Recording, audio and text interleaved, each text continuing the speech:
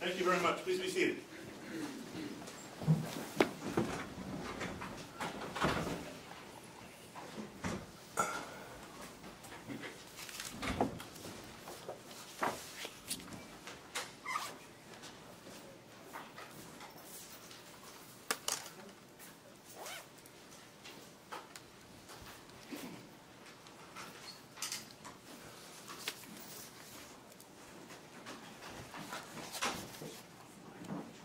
All right, good morning, folks. This is 2018 CF 103, People versus Matthew A. Milby, Jr. The defendant is present before the court in the custody of the Lee County Sheriff with his attorney, Mr. Arnquist. Mr. Brim and Mr. Boonstra are present for the state. This matter comes on for sentencing based upon the defendant's plea of guilty on July 14th of 2022 to counts 3, aggravated discharge of a firearm, and count 7, aggravated discharge of a firearm. Does each side agree that these offenses are non-probationable? Mr. Boonstra? Yes, Judge. Mr. Arnquist? Yes, sir. Does each side agree that count 3, the sentencing range is comprised of a minimum of 10 years and a maximum of 45 years in the Illinois Department of Corrections, served at 85% pursuant to truth in sentencing? Mr. Boonstra? Yes, sir. Mr. Arnquist? Yes, sir. What's the state's position relative to the issue of mandatory supervised release on that count? I believe it would be 3 years on the side. You agree with that? I believe that's correct. All right. Do both sides agree that on count 7, the sentencing range is a minimum of 6 and a maximum of 30 years in the Illinois Department of Corrections to be served at 85%? Mr. Boonstra? Yes, Judge. Mr. Arnquist?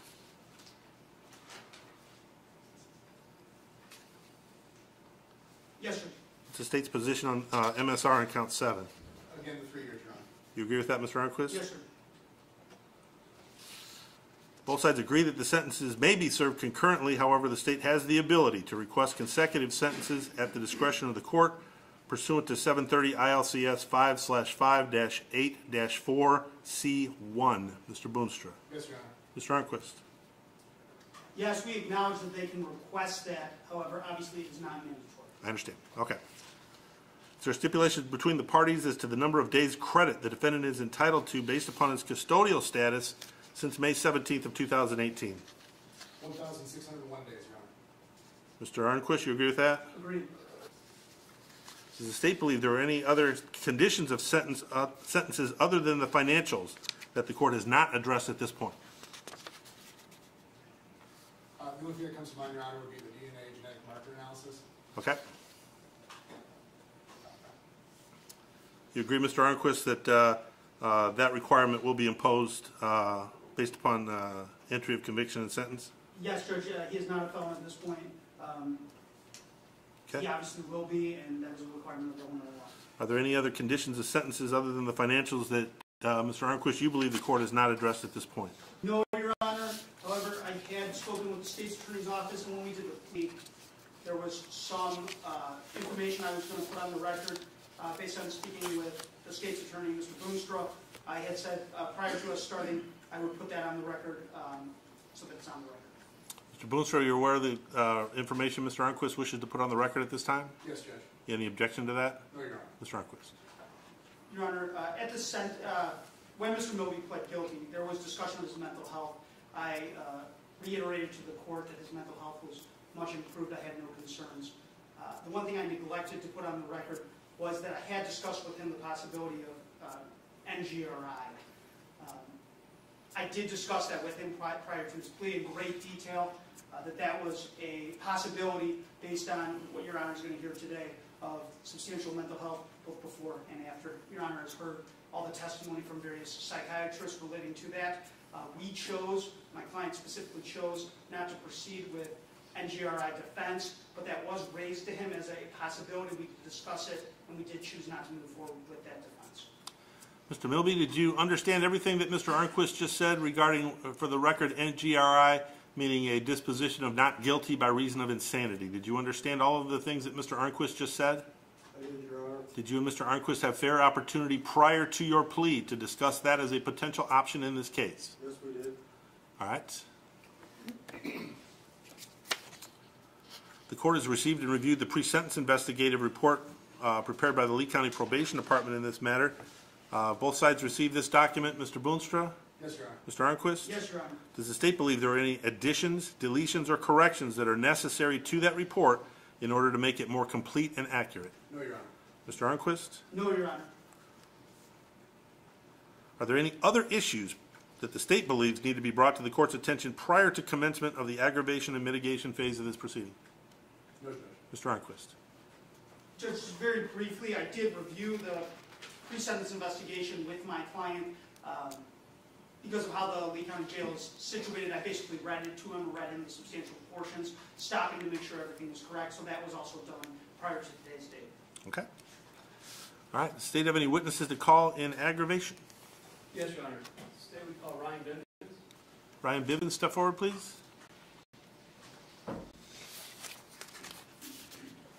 Raise your right hand, please. Do you solemnly swear the testimony you're about to give will be the truth, the whole truth, and nothing but the truth? Yes, Your Honor. Have a seat in that witness chair right there for me, please. Speak directly into the microphone. Keep your voice up good and loud for us. Mr. Brim, when the witness is settled and you're ready, you may inquire. Thank you. State your name, please. Yes, Ryan Bivens And where do you work? at the Dixon Police Department. What do you do at the Dixon Police Department? I'm currently assigned as a detective sergeant, How long have you been with the Dixon Police Department? almost 13 years. Did you have military service as well? Yes, I did. Which branch of the military? The Illinois Army National Guard And when was that? from 2006 to 2014. Were you ever deployed as part of that assignment? Yes, I was, And where were you deployed? to Afghanistan. And when was that? 2011, 2012. Draw your attention to May 16th, 2018. What were your duties at the Dixon Police Department on that day? Patrol sergeant. What does that entail? That entails supervising and directing the patrol shift. How many people are on that patrol shift that day? 4. Were you then dispatched? Yes, I was. And where were you dispatched? To Dixon High School. What was the initial call for service? Shots fired. Where did you go specifically at the Dixon High School? I specifically drove around the north side of the building, around the armory, and drove south on Armory Drive. Why did you go there? I heard radio traffic indicating that a shooter was running towards the woods. And is that the closest point of access to those woods? Yes. You know, I'd like to play the video. All the pieces have previously been tendered into evidence. We did share a copy of the video with Mr. Arnquist earlier. I believe there's a stipulation as to the foundation. Mr. Arnquist. So stipulated. All right. Stipulation will be allowed. Foundation will be found. And any objection to the publication of the exhibit? No, Your Honor. All right. That'll be published without objection. And then, Your Honor, if I may, I have Sergeant Bivens sit over there so we can watch it. I'm going to ask him some questions. Of the Certainly. Sergeant Bivens, have a seat in the jury box.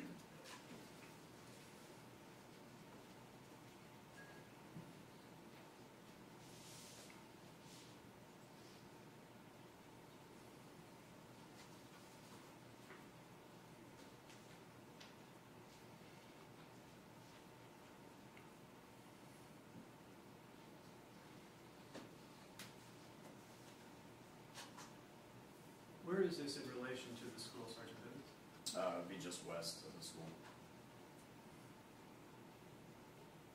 Is this the student parking lot? Yes, it is.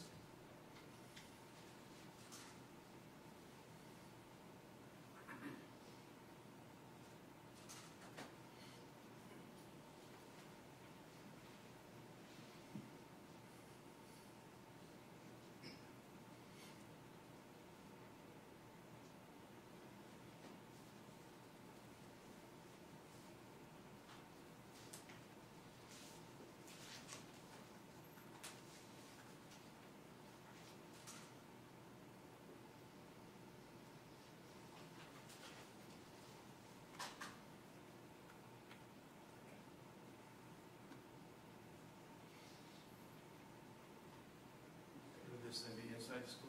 Yes, it is.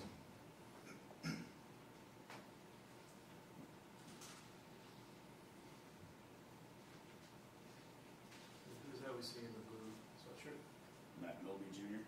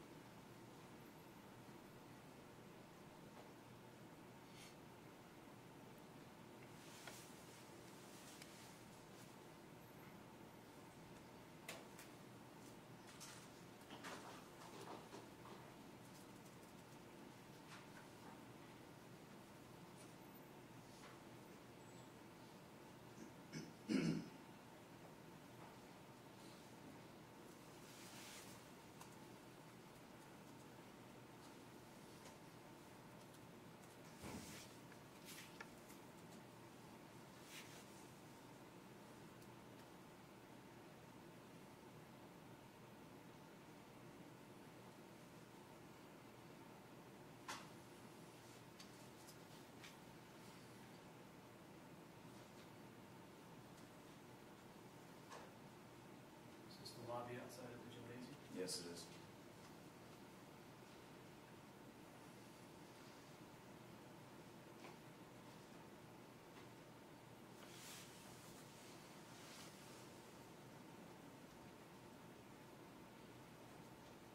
And who's in the gymnasium at this time?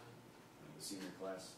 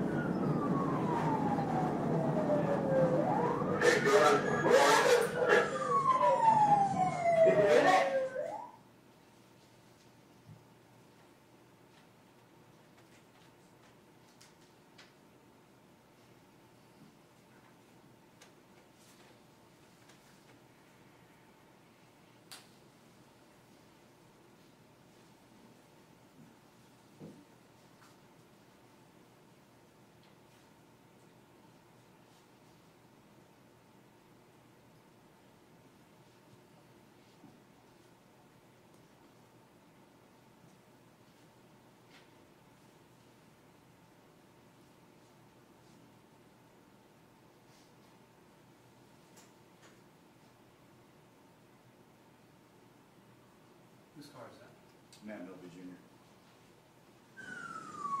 Where's my ass is over there? What's located?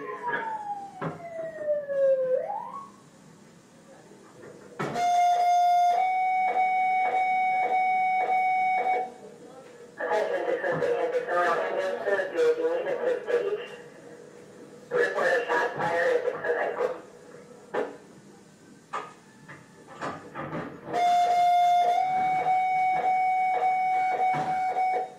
Attention, Dixon City and Dixon Royal Ambulance Service, you are needed to stage.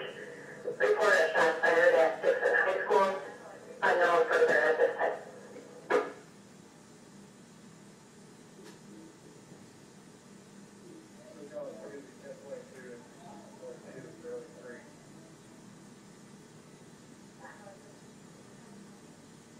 Three County 171.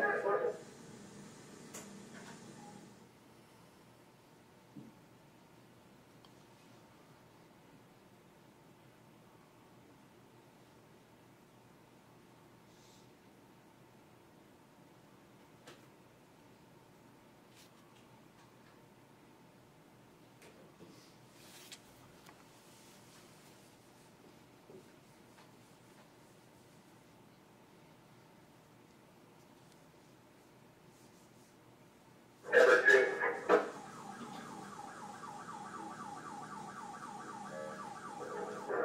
You happy with that? Great. Copy. You're in Avenue.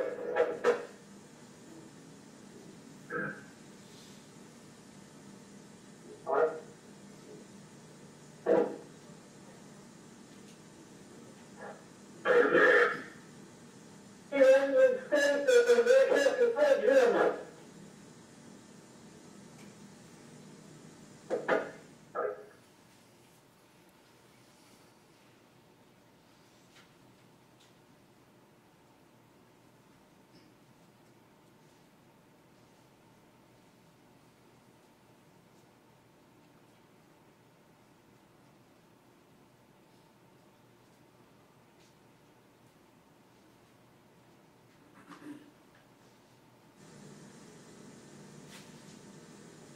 Anyone certain where you got me?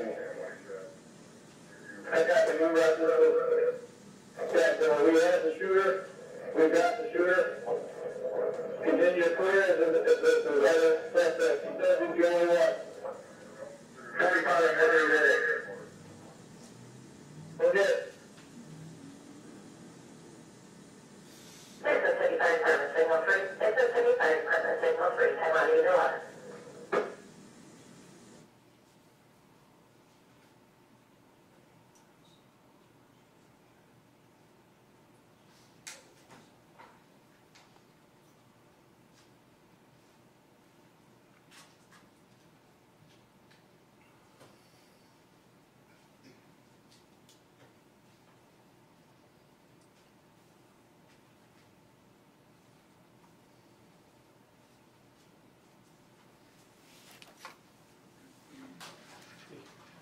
Can we take the witness stand, Sergeant?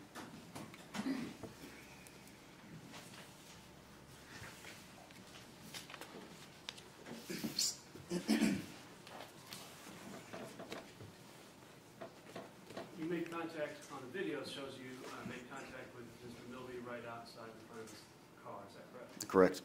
And where were you again when you made contact? Where did you come from? Just down Armory Drive. Did he say anything to you when you made contact? He did. And what did he say? He said he was the only shooter. Then in the video, you walked Mr. Milby to the ambulance, is that correct? Yes. What did you see after you got Mr. Milby into the ambulance? I started walking back over towards Officer Dallas and saw him standing in front of a squad car. What did you see happening to Officer Dallas at that time? I saw him starting to have an emotional response to the incident that had just occurred. And as a sergeant of the Dixon Police Department and a combat officer of the United States Army, what was going through your mind as you saw Officer Dallas in that state?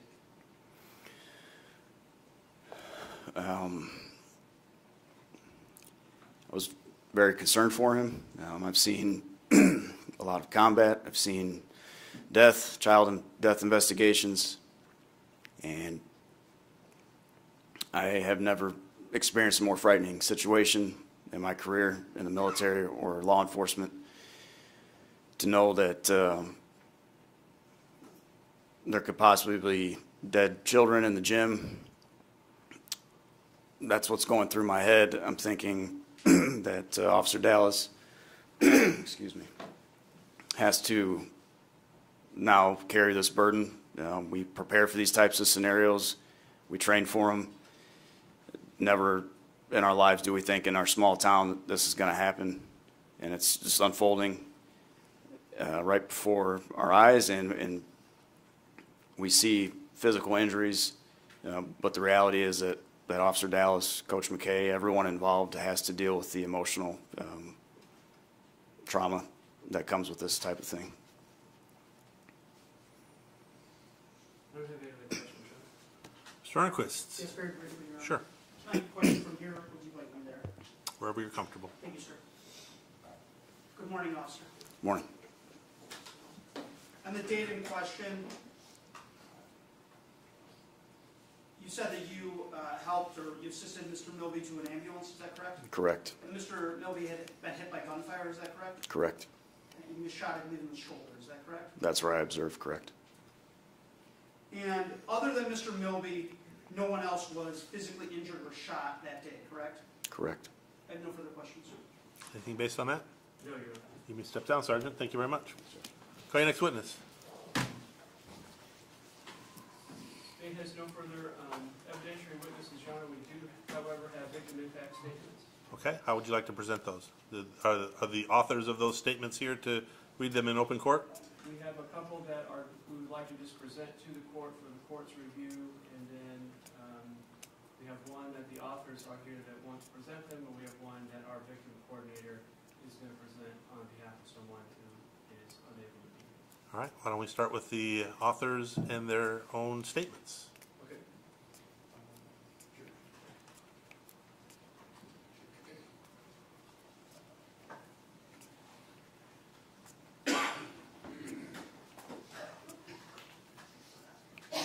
Sir, come on up and have a seat in the witness stand.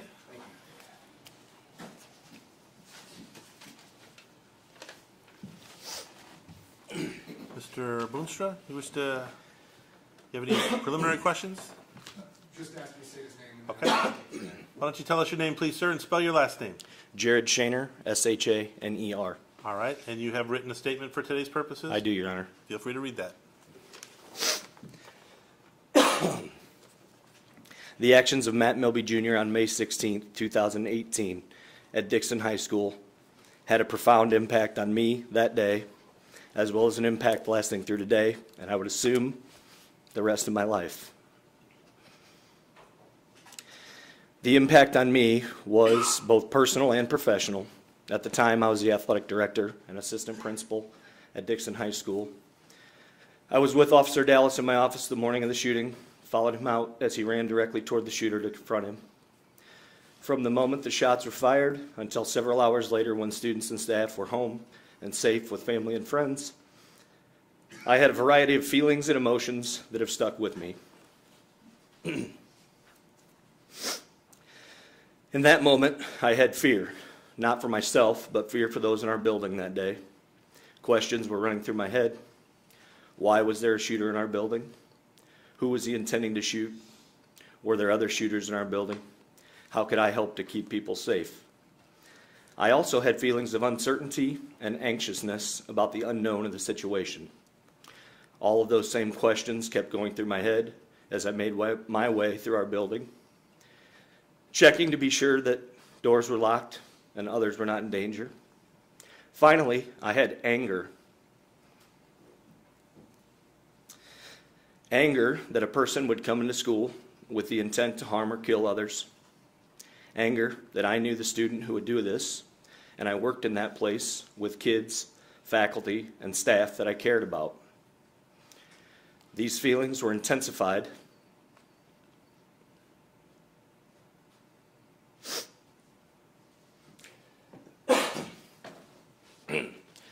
These feelings were intensified as I thought of and received a text message from my daughter, who was locked in a classroom, scared to death, less than 200 feet away from where Matt Milby Jr. opened fire in our building. As phone calls and texts began to pour into my phone over the next several hours, I began to experience other emotions as well. What ifs continually played in my head. What if Coach McKay hadn't gone to get ice that morning? What if Officer Dallas wasn't sitting in my office at that time? What could have been different if things would have been 10 seconds earlier or 10 seconds later? These feelings, thoughts, and emotions certainly consumed me on that day and the days that followed. Although they may not be as intense as they were on May 16th, they are still with me. My work in education at Dixon High School takes me to the same place and the same building each day. Not a day goes by where I'm not in the hallway where the shooting took place. Not a day goes by where I, now as the principal of Dixon High School, don't think about our students at the high school and their safety. It's my #1 priority as a school leader. The class of 2018's graduation photo hangs on the wall immediately outside my office. I pass by it literally dozens of times a day, many times with thoughts of these students. Matthew Milby Jr. and his actions certainly had an impact on these daily thoughts. When our students get together in large groups, whether it be for class meetings, a homecoming assembly, an athletic or extracurricular event, prom, or graduation, I have these same thoughts. I think about our teachers and staff who were in the building that day, many of whom had their own children there that day, who still struggle with many of the same thoughts and feelings I have. Judge Reddington, when considering the sentence for Matthew Milby Jr., please realize that although his actions at Dixon High School took place nearly 4.5 years ago, I can assure you that they have not been forgotten. I have been in education as a teacher, coach, and administrator in Illinois for 23 years. My family and I have lived, worked, and gone to school in districts similar to Dixon, from the northern part of the state to the southern part. Never in my life did I believe I would be involved in a school shooting, but we were. To this day and into the future, myself, my family, many in this courtroom, our school, and our community will all feel the effects of his actions. Thank you for considering this when applying his sentence. Thank you very much. You may step down. Mr. Boonstra, you can present your next witness, please. Judge, we would have Sarah Leisman from my office reading a statement that was prepared by Maddie Wolfley. All right. Ma'am, step forward, please. Have a seat in the witness chair.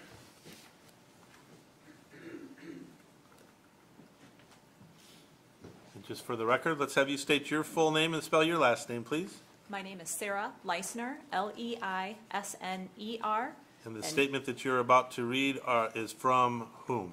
Maddie Wolfley, Wolfley. All right, thank you very much. You may read the statement. I was one of the seniors in the new gym on the day of the shooting. I remember sitting with all my friends in the bleachers as Dr. Grady shared with us our schedule for that day. I remember hearing what I thought were construction noises coming from the gym lobby. I remember the silence that settled as we tried to figure out what happened. I remember Coach McKay slamming a set of doors shut and telling us to run. I remember running with my childhood friends into traffic and the nearby neighborhood.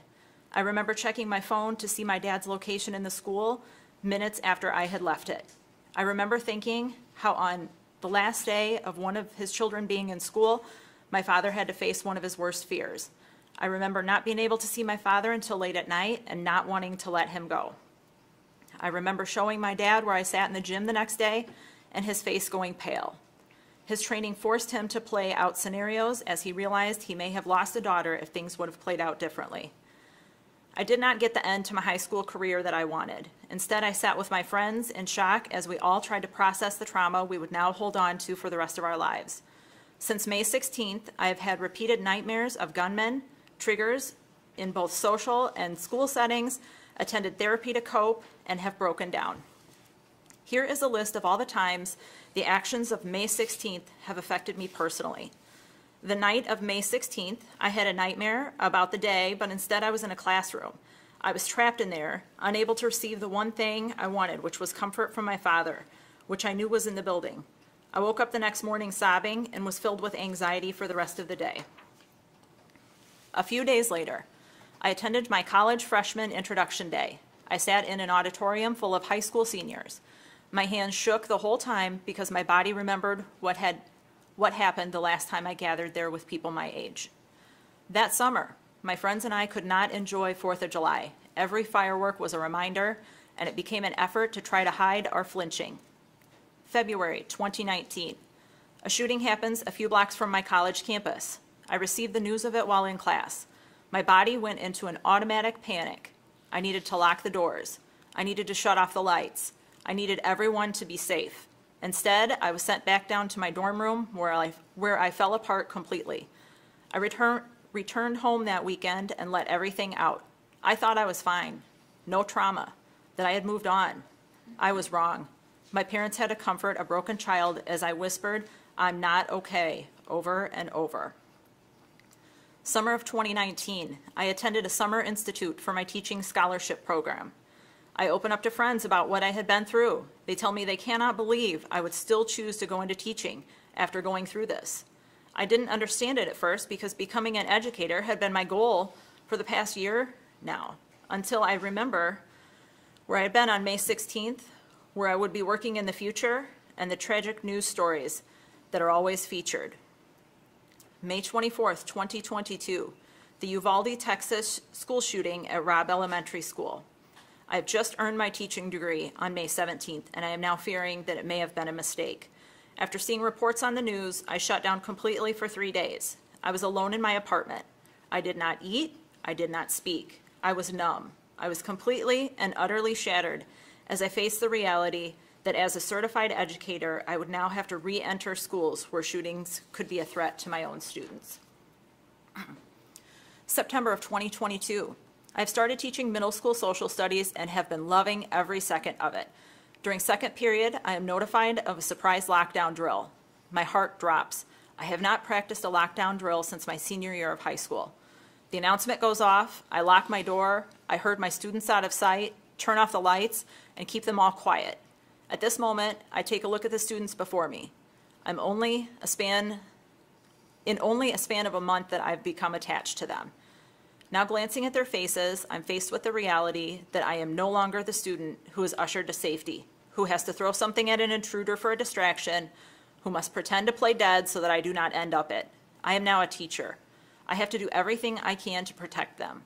That day, I had to take a short break to step away from my students. The memories, emotions, and sudden reality of the situation had me sobbing in front of a coworker, apologizing that I could not hold myself together. Imagine having to apologize for breaking down from a past trauma because you were forced to run a school drill that is only ran because it has become common in our nation for people to bring guns to schools. I did. I apologized for the trauma, and I still do. I beat myself up over the fact that I let it affect me. I hate myself for feeling anything because we were one of the lucky few not to end in death. I did not lose anyone that day, so I tell myself that my tears are not allowed.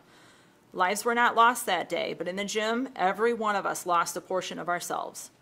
Now I live with a life of guilt that I did not cause. I cry and I hate myself for it. I look at my students and pray that they never go through what I did. I know that if they did, I would sacrifice myself in a heartbeat for them. I know that part of me will always be tense at loud noises, will get nausea when I see another news report about a school, and will dread an ALICE training, all because of May 16th. Thank you very much. Please step down. Call your next witness. Derek Humphrey. Mr. Humphrey, step forward, please.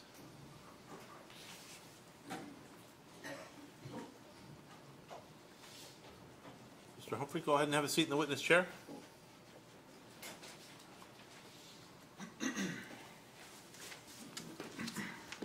I'd ask you to please state your full name and spell your last name for the record. Yes, sir.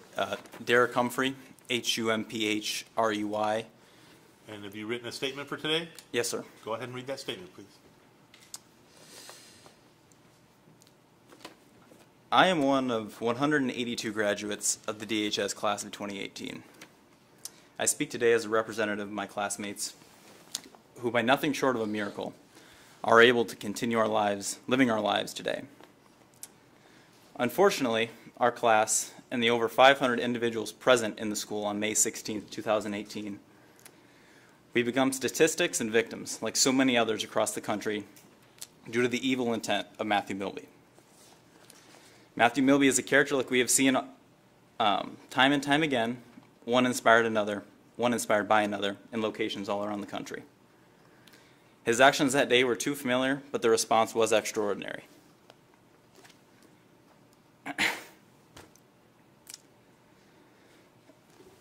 Excuse me. You're all familiar with the heroic acts of Mark Dallas on May 16th that prevented a mass killing event. It's sickening to think what could have happened and what almost did. Today, there are several individuals from our class pursuing careers in the medical field. They're aspiring doctors, nurses, and other life-saving individuals. Some have served our country in the military, and some are pursuing careers far from home. And some have even become contributing members here in our own community. Several of our classmates have even started families with many young children among them. It will never be possible to fully know the positive impacts our class will have in our lives.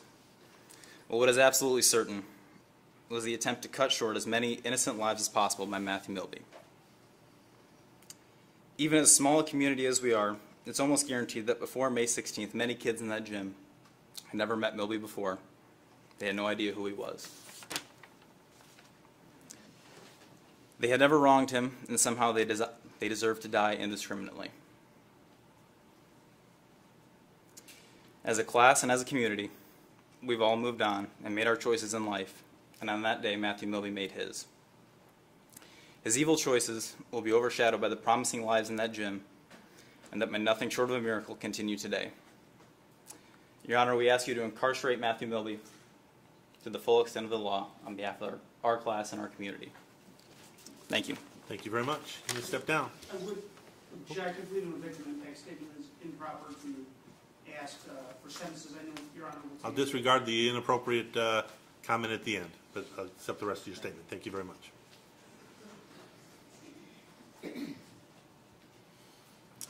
Mr. Boonstra. Judge, now we have Andrew McKay. All right, Mr. McKay, step forward.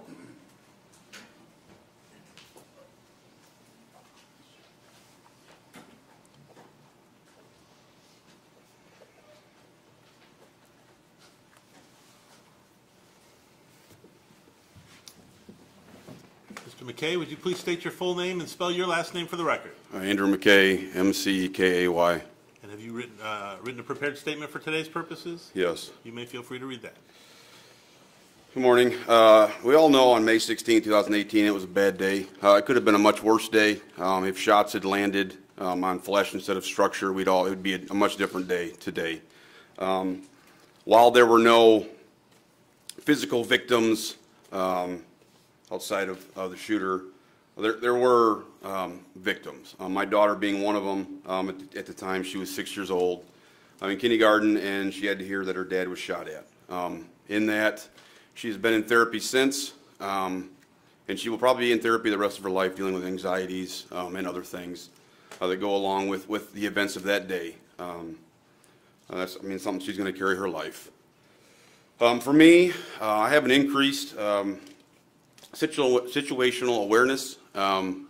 Not scared to go out in the public. I'm not scared of that. But when I go into a room or a facility or whatever, I'm scanning it, making sure I know where exits are if needed, or what potential threats or whatever could be there, just so I can look out, take my wife and daughter when we're out in public or whoever I'm with, and just make sure that I'm prepared in the case of a worst case scenario takes place. And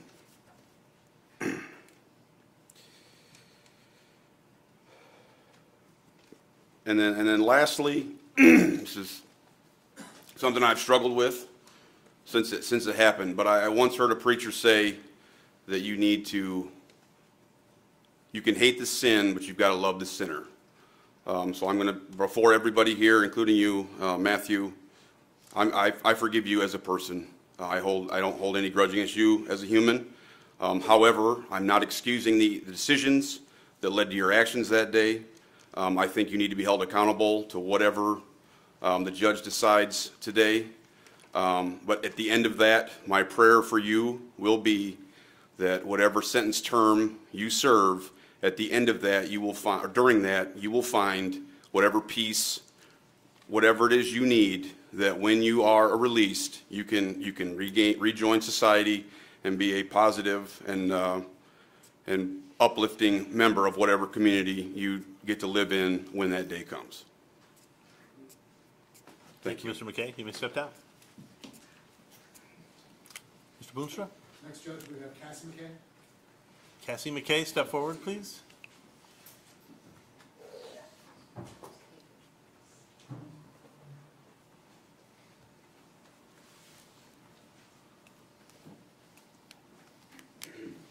Good morning, ma'am.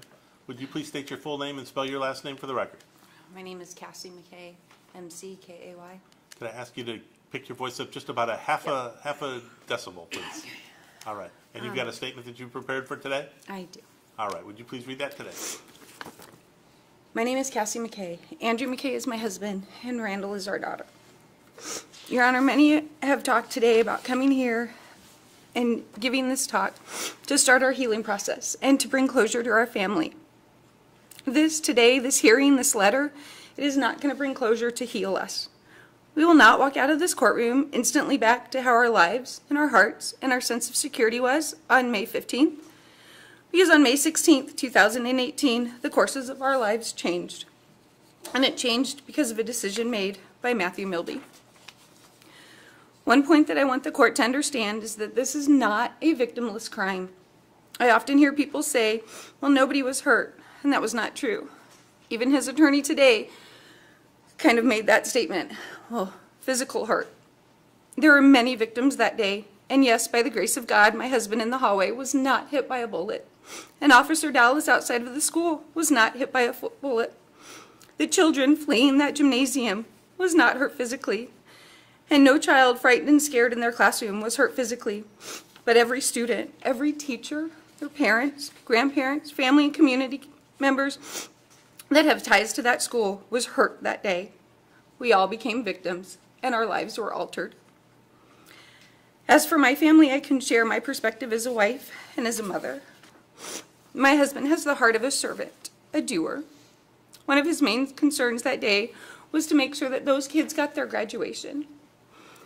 I remember having conversations with him, and it meant a lot to him because they had worked so hard for that day, and it meant something for both them and their family, and he wanted that milestone to be about them. He always tried to focus on the positive, concrete side, both with ourselves and with our daughter.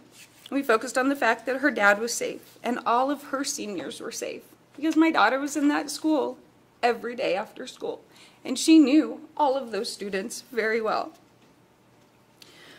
We figured things out for ourselves. We had no department to assist us with this.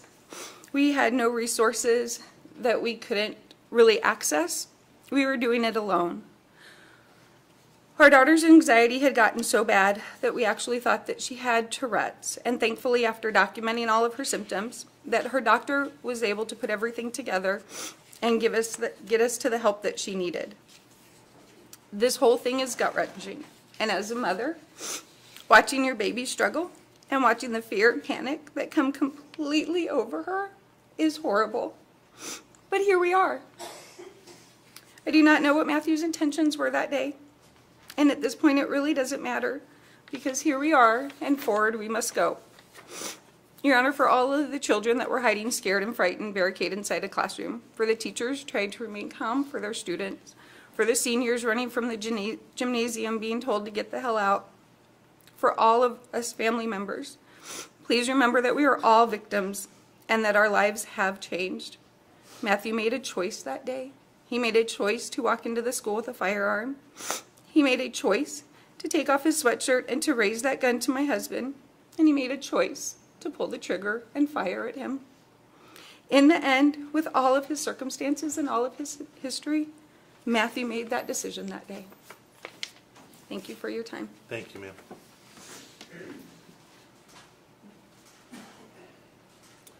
Mr. Boonstra? Judge Jennifer Dallas. Jennifer Dallas, please step forward.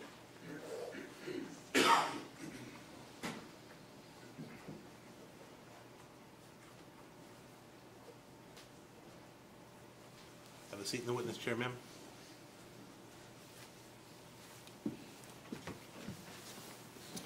All right, would you please state your full name and spell your last name for us, please? Yes, Jennifer Dallas, D-A-L-L-A-S. All right, Ms. Dallas, you've prepared a statement for today? I have. You may feel free to read that. Thank you. On the morning of that day, our lives changed forever. We were going about our daily routine, but somebody else was not. We thought it was just a normal day, but someone knew it wouldn't be. So many lives and futures in the balance. My whole world was in Dixon High School that morning, as were many others. You never think when you kiss them all goodbye for the day that you may never see them again. My son, my daughter, my husband. But it didn't happen that way, thank God. As a wife of a law enforcement officer, you know that you may get that call someday. But you put it out of your mind, because how could you function if you didn't? But as a mother sending her children off to school, you don't expect it. That morning, I had been at the school as well. It was the day our daughter received her class ring, and she wanted me there to make sure it was sized properly. I even visited Mark in his office to wish him a good day before heading off to start my day. For so long, this haunted me. What if I hadn't left when I did? Would he have been near the gym at the right time? Would that have changed the outcome? I had just arrived at work and set my coffee on the desk when I got the call, a call that would change all of our lives forever. I can take myself back to that moment instantly and feel the fear, the shock, and disbelief, and then relief. All of the lives that were saved, but a lifetime of what-ifs. How Mark reacted that day wasn't a surprise to me. I knew that would be him.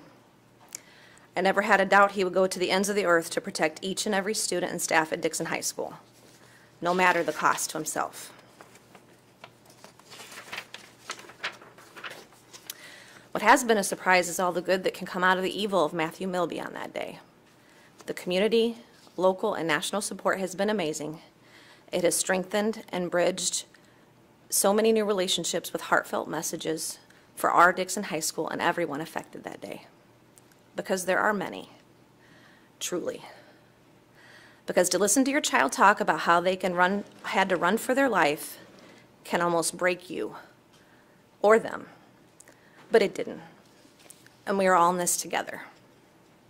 Always held together by the bond of that day, knowing that with just a glance, what it means to be a survivor. One person's actions will never take that away from us. On May 16th every year, I take a moment to reflect. I am thankful, and I celebrate how we have persevered. But I have not forgotten. I will never forget the unforgivable tragedy of what could have happened, and forever thankful for the failure of what Matthew Milby set out to accomplish on that day. Matthew was a guest in our home on many occasions when the boys were younger, and we treated him like family, as we did all of our son's friends. But he obviously took a different path. This is how kindness is repaid. You know, Mark was not wearing a bulletproof vest that day, but he did not let that stop him. He did not hesitate. He ran toward Matthew Milby to stop his evil deeds before he reached a gym full of precious lives, days before graduation, with the rest of their life ahead of them. It's easy for time to dim the details, but let us not forget Matthew Milby held in his hand that day an Uzi submachine gun. He fired the shots. He alone made the decision to do what he did. He is not a victim here. Let us not forget the 182 lives in the gym that day that will forever live with the after effects of this event. Let us not forget the countless others in schools in the school that were locked down in their classrooms, fearing for what was on the other side of that door. Let us not forget the parents assembling on the baseball field that day, worried sick about their innocent children that they had just sent off to school that morning. Let us not forget the staff and other innocent bystanders that day that were all caught up in the unthinkable, not by choice, but by just going about their normal day. His decisions changing all of those lives forever, and the ripple effect goes on and on. So many people have their story of May 16th and want to share it. To this day, Mark will get stopped by a person in our community, at the store or wherever, to thank him, with emotions welling up as they start crying as they express what that day means to them. There are so many silent victims. The therapy so many have endured, the anxiety in large gatherings and always looking for the nearest exit, hearing a simple balloon pop or fireworks and coming unglued. Their complete view of society that all changed that day, and the feeling that no one can be trusted.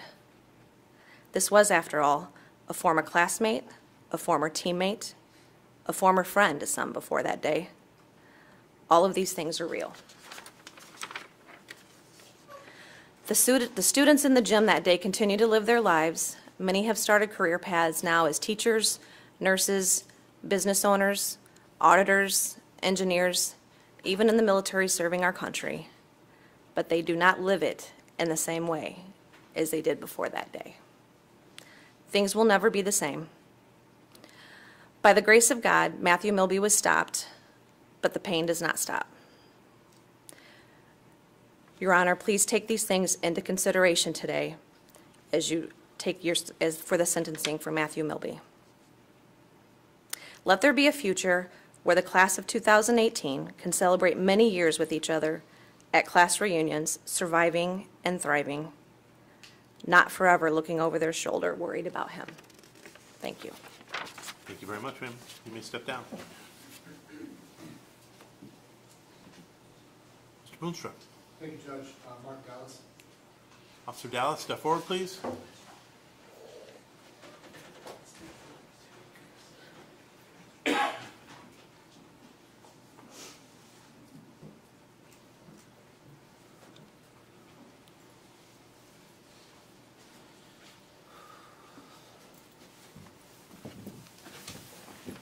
Would you please state your full name and spell your last name for the record? Mark Allen Dallas, D-A-L-L-A-S. Officer Dallas, you prepared a statement for today? I have. You may feel free to read that. Your Honor, I've been asked to present a victim impact statement at the sentencing hearing. I am a victim of Matthew Milby, but no more so than you. I'm no more of a victim of Matthew Milby than the entire nation is a victim of Matthew Milby. We are all victims of Milby, of Harris, Klebold. We're all victims of school shooters at Newtown, at Stoneman Douglas, at Uvalde. We're all victims of seamlessly ending militia of school shooters who infect our nation like cancer. They are a disease that prey upon our nation's chronic weakness of political division. They kill innocent school children because our country still cannot muster the collectiveness will to do anything about it. Children will continue to be slaughtered until we care enough to save them. Children will continue to be murdered until we place well-trained school resource officers in every school. Until then, we will remain victims of Milby. We need to ask ourselves some hard questions. What separated Dixon High School from Stoneman Douglas High School?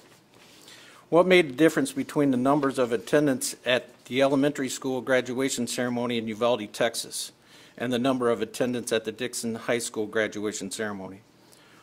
Why did so many die there while so many lived here? The evil is precisely the same. There was no less evil holding the gun in Dixon than there was holding the guns in bloody school massacres across our country. The evil, murderous intent was precisely the same in each one of the schools, including ours just a few blocks away. Matthew Milby has the same heart as Eric Harris. Matthew Milby has the same indiscriminate trigger finger as Dylan Klebold. He has the same deranged intention as Adam Lanzia. There may be differences in their body count, but there is no difference whatsoever in the levels of their dangerousness to our communities. So was I the difference? Was the difference between Uvalde and Dixon that Uvalde didn't have Mark Dallas protecting the students like Dixon did? I want to say something to you to be the clearest possible way.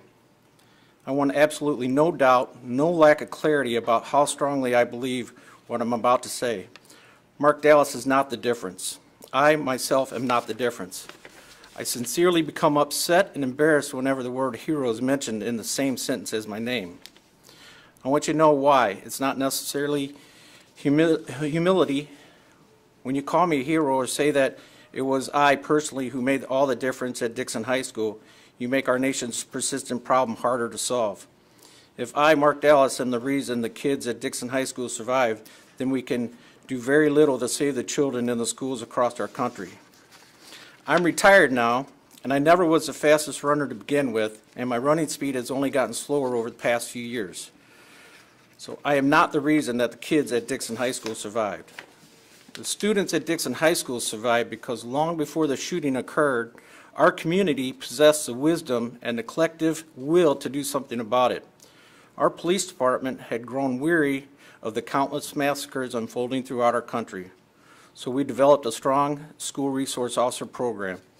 And then we trained, and we trained, and we trained some more. For years before this happened, our entire local law enforcement community was training for May 16, 2018. For years before he walked into Dixon High School with an Uzi, our entire law enforcement community was getting ready for Matthew Milby. We developed an incredible, strong school resource officer program. I received the unqualified support of my department, of my school, and we trained within our agency, we trained with other agencies, we trained with school officials and educators. We practiced live fire drills in our school so that the teachers could hear and recognize what gunfire sounded like in a school building. We used our video surveillance systems. We checked and locked alternative entry points. We immersed ourselves in the school and developed close and continuous bonds with the children we were there to protect. We did active shooter drills. Then we honestly criticized ourselves. Then we did them again. Then we honestly criticized ourselves some more. We practiced and practiced and practiced. We hardened our targets. The last sentence has become a little controversial. Critics say that this is wrong to refer to our school as targets. I will agree with the critics that it's a terribly sad description. It's tragic, it's awful, but it's true. The innocent children within our schools are the most precious resource. They are the targets of evil. On May 16, 2018, 182 targets were gathered in the Dixon High School gymnasium to rehearse for their upcoming graduation ceremony. They are the sons and daughters of mothers and fathers who love them dearly. They were gathered to prepare for their commencement ceremony, a celebration of their entry into adulthood. My son was amongst them, but on that morning, he was just 182 of my sons and daughters. Their parents had entrusted all of them to my watch. Today, those same parents entrust those same children to yours. It was a warm, sunny, late Wednesday morning. The gymnasium was filled with excited high school seniors. Its outer doors were closed but not locked of the gymnasium. Outside of those doors was a hallway. Off that hallway was a bathroom that Milby was preparing his onslaught against his classmates. I was standing in the athletic director's office. I do not remember what we were really talking about, but I'm sure it was an upcoming track event. Then the gunshots. I heard several gunshots in the hallway just outside the gymnasium. I ran from the athletic director's office towards gunshots as I was drawing my weapon. There he was. Milby was holding a fully loaded Uzi in one hand and reaching his hand to open the door of the gymnasium with the other. I yelled something. Do not remember what I yelled. He turned and ran. I chased him. I ran outside of the school. I ran after him. As I exited the school, he turned and shot at me. He was trying to kill me. I returned fire. I was trying to stop his threat to our community. At some point in the exchange of gunfire, 2 of my bullets struck him. We ran all the way around the band shell and I lost sight of him. As the car was pulling into the school parking lot, I turned and I looked. I saw Milby attempting to hide near a parked car. I was able to take him into custody at gunpoint. Dixon High School is located next to the Dixon Guard Armory. As I was pointing my gun at the wounded Milby and telling him not to move, 2 unarmed National Guardsmen ran towards us to assist me. They were unarmed. They did not take the time to grab weapons. They just ran towards the sound of gunshots, unarmed. Those who feel the need to use the words like hero or courage in their description of the events of that day should not forget to include these 2 brave men, members of our National Guard. Courage is the only thing that will save our children from school shootings.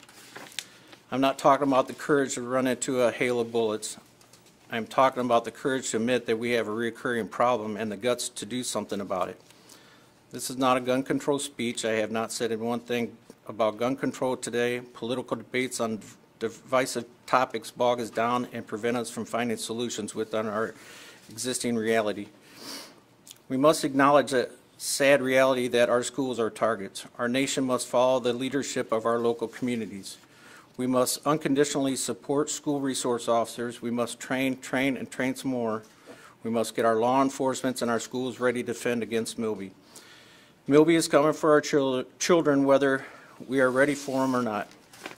Your Honor, please take this statement in consideration for your sentencing for today. Use this sentence to send a message to the school shooters of our future that freedom will not await them if they survive.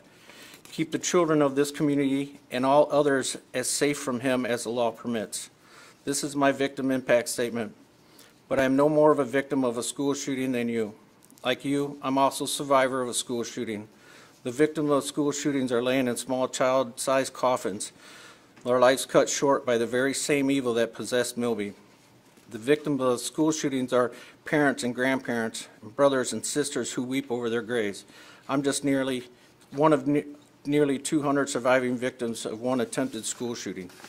Do not mourn for us, for we are not dead. Mourn for those who died while we lived. Mourn for those who died because we, as a nation, continue to ignore the differences between Dixon and Uvalde, Texas. Thank you. Thank you, Officer Dallas. You may step down. Mr. Boonstrom.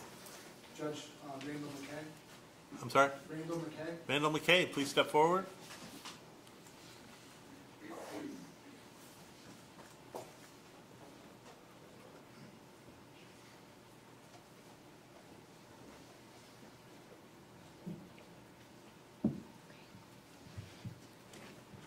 You want to stand up there with her? You good? Okay. Good morning. Would you please tell us your name? I'm Randall McKay. Would you spell your last name for me? McKay. And how old are you? 10. Okay. Did you prepare a statement for today? Would you like to read it?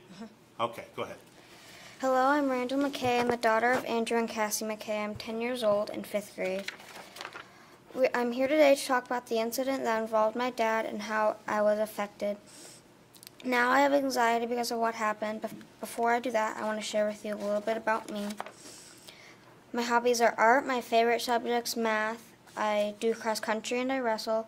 I also do 4-H, Girl Scouts, and Awanas. I have a Great Dane, Molly, and a brother dog, Maximus. Besides creating things like playing games, going camping, and doing puzzles. Writing this has been a huge step for me, and I really struggle, especially because I am the one writing this. Every one of these words are mine. So I'm really here today to share with you how I've been affected because my dad was shot at. I was 6 years old in kindergarten when the shooting happened, and I took a longer time to process what happened when my parents told me about it. When I first heard about the shooting, I remember thinking that if I was always with him, with my dad, then nothing could happen to him. He could never go away or be out of my sight. If he would leave, I would go into what I call the world of what-ifs, wondering where he was and if he was okay.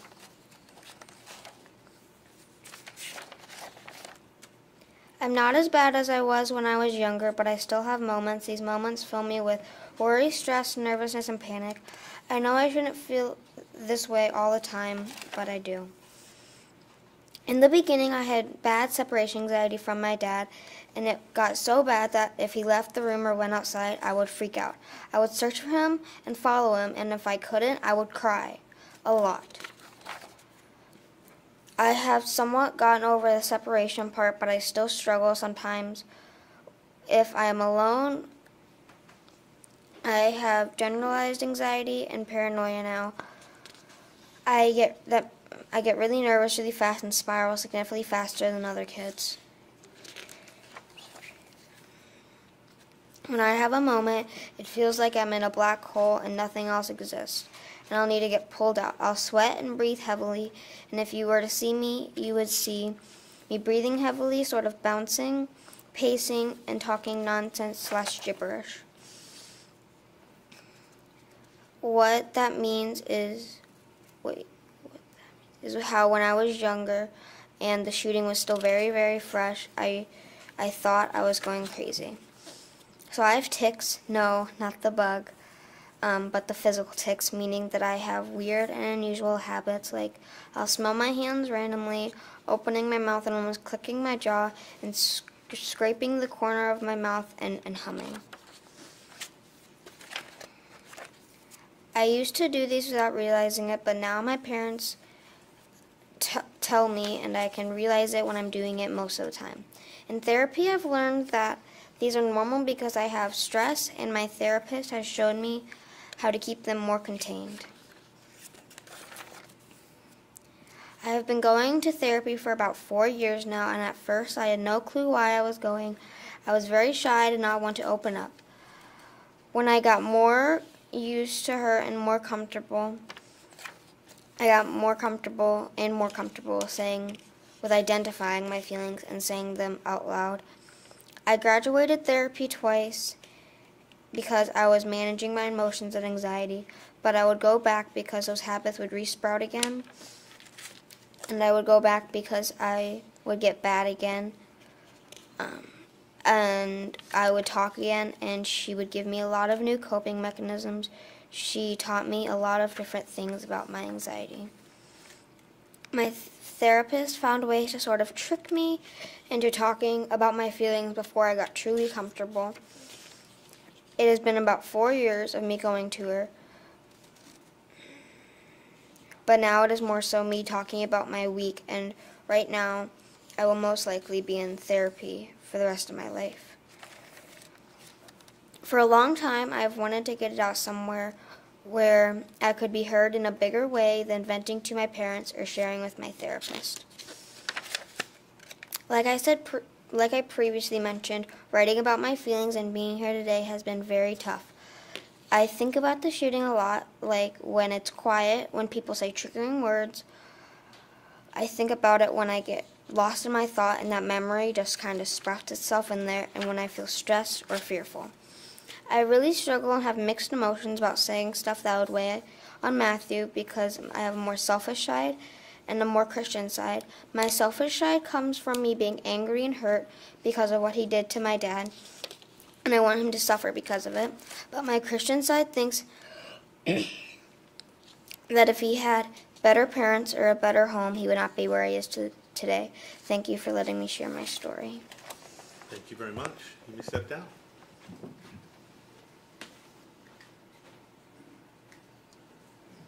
Mr. Boomstra? Judge, we have one last statement. It was a written statement that was asked to be presented to Your Honor just for your reading. Okay. It's by Jared Harrison. Harrison? Harrison. Okay. I've reviewed it, Judge. All right, court will accept that. Yes, sir.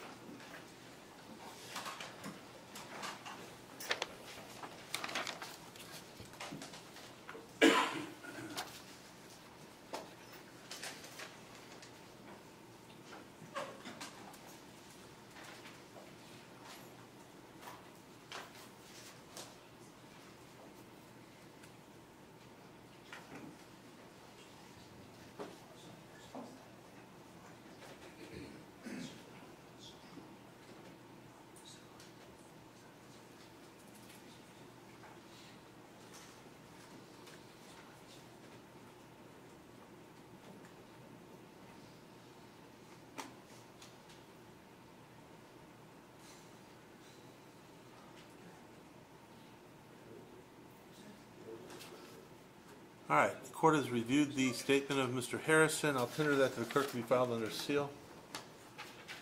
Mr. Booth.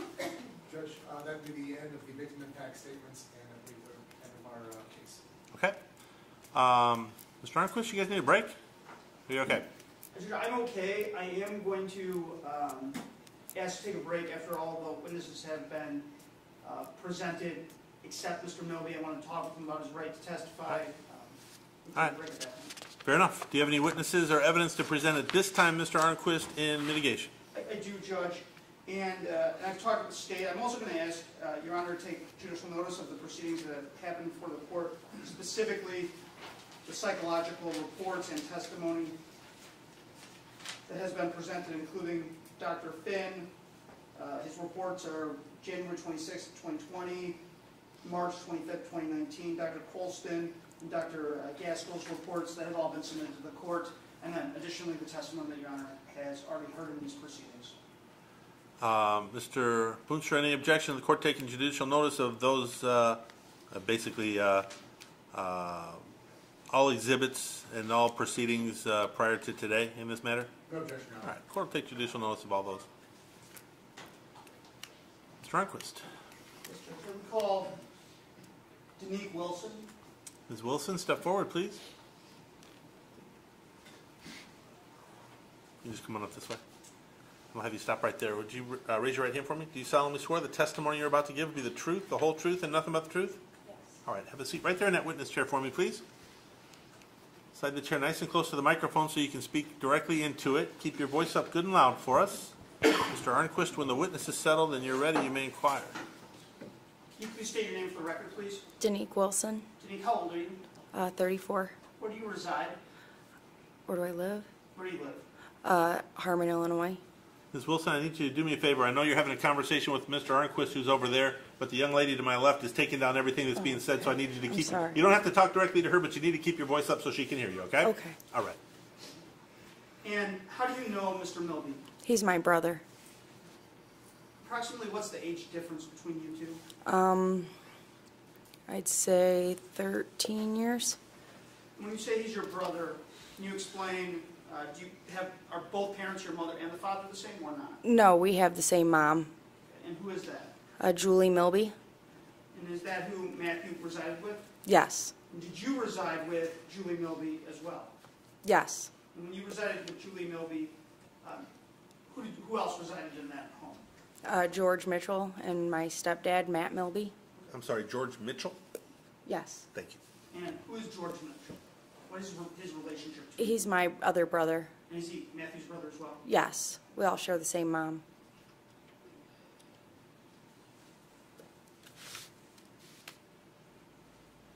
At some point, did you get out of that residence? Yes, I moved when I was 15. And in what ages did you live in that residence? From 10 to 15. Okay. And was Matthew in the residence at that point in time? Yes. Did you witness domestic violence in that house? Yes, regularly. And if you can give an example of what you witnessed? My mom used to beat up my stepdad on a pretty regular basis. She'd put her hands on both of my brothers, not as often because my stepdad was, for the most part, the punching bag. Every now and then she'd put her hands on me. The cops spent a lot of time at our house, but nothing would ever come of it. When you say your mom, you're talking about Julie Milby? Yes. And that's Matthew's mother as well, correct? Yes. Do you remember a specific incident that was more serious than the other ones? Yeah, there was a time when my stepdad and mom were arguing and Matthew was 2. My stepdad was holding him and my mom was... I'm going to interrupt you for just a second, and I apologize, ma'am, if you said this and it passed me by. Your stepdad's name is? Matt Milby. Okay. Thank you. Go ahead. Sorry about that. He was holding my brother and my mom was slapping and punching both of them in the face.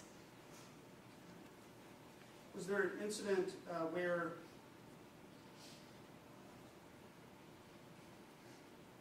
Miss Milby did something with a car? Did that happen? Yeah, she put us in our minivan and tried to run my stepdad over and kept crashing into the garage and backing up and pulling forward and trying to hit him again, and she did not succeed. Was Matthew there for that? Yeah, Matthew was in the car. In the time frame between 10 and 15 when you were in that house, how regular was the occurrence of either physical or emotional domestic violence? The emotional violence was almost daily.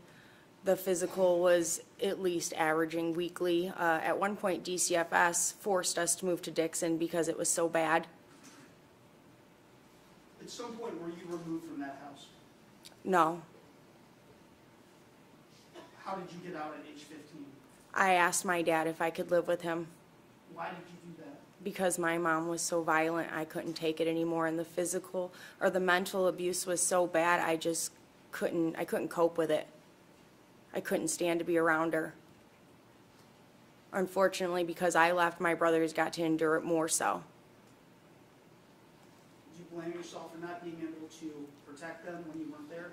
I blame myself when I got the order of protection against my mother because I couldn't keep an eye on my baby brother anymore. Did you ever try to get Matthew Milby out of that house? I begged him to come stay with me, but he couldn't because he said that he couldn't get away from her. She would just come and harass us at our house. And he was right. I called the police and they did nothing.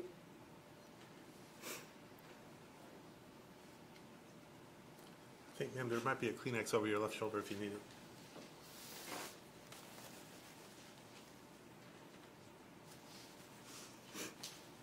I'm sorry. Don't be sorry. You okay? Yeah. Ready to proceed? Yeah. Okay. Wait until you're ready. No, I'm okay.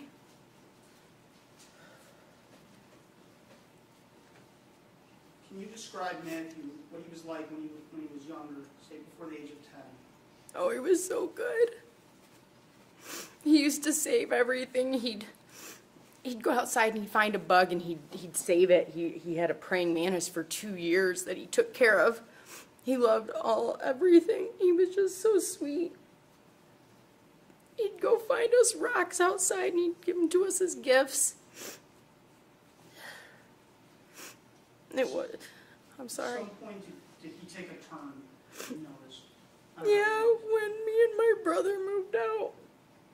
That's when it went downhill. I think it's because there was nobody for my mom to mentally abuse and physically abuse other than focus all her energy on him.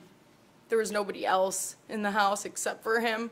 My stepdad was heavily medicated and coasting through life on psychotropic meds just so he could tolerate my mom daily. And so Matthew was the only one that was there to take the beating. And what did you notice, personality-wise, from the brother you knew before as he got older?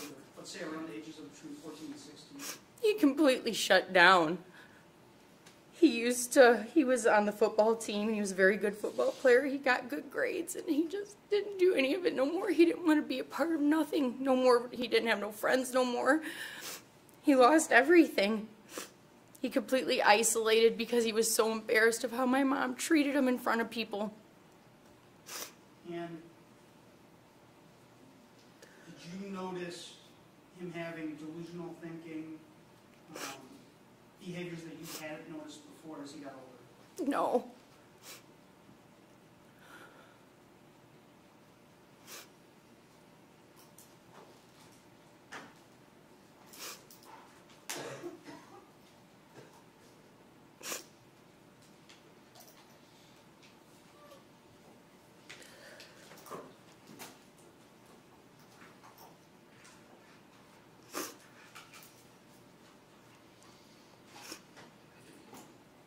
You mentioned that your brother got out of the house. Do you know approximately when he got out?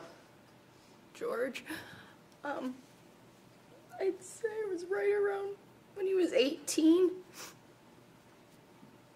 And he got out because he decided to get a girl pregnant so he'd get out faster. And at the time that you were out and George was out, is that when you noticed the change in Matthew? Yes. That was when there was no one else for her to focus her attention on other than Matthew.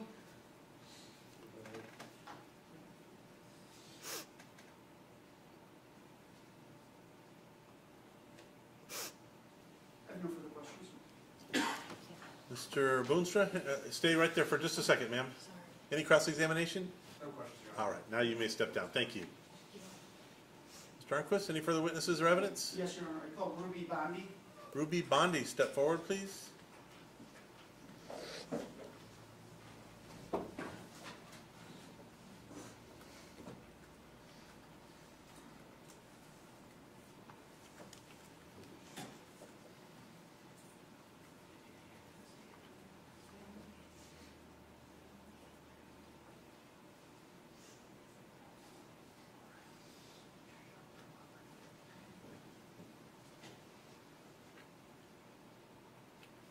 Would it be okay if I brought the chair off of the... That'd be perfectly fine.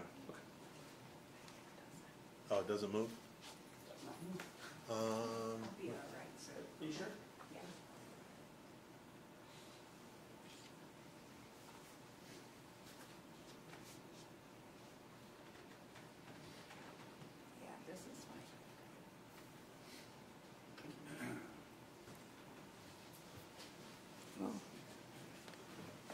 All right. Good morning, ma'am. Good morning. Would you please state your full name? Strike that. Would you first of all raise your right hand for me? Do you solemnly swear that the testimony you're about to give will be the truth, the whole truth, and nothing but the truth? I do. All right. Mr. Arnquist. Ma'am, can you state your name for the record? Ruby but Darlene Bondi.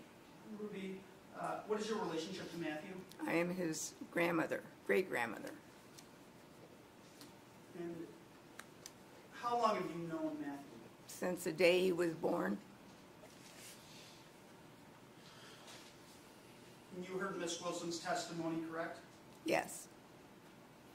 And did Matthew ever come to stay with you? Yes, more than once.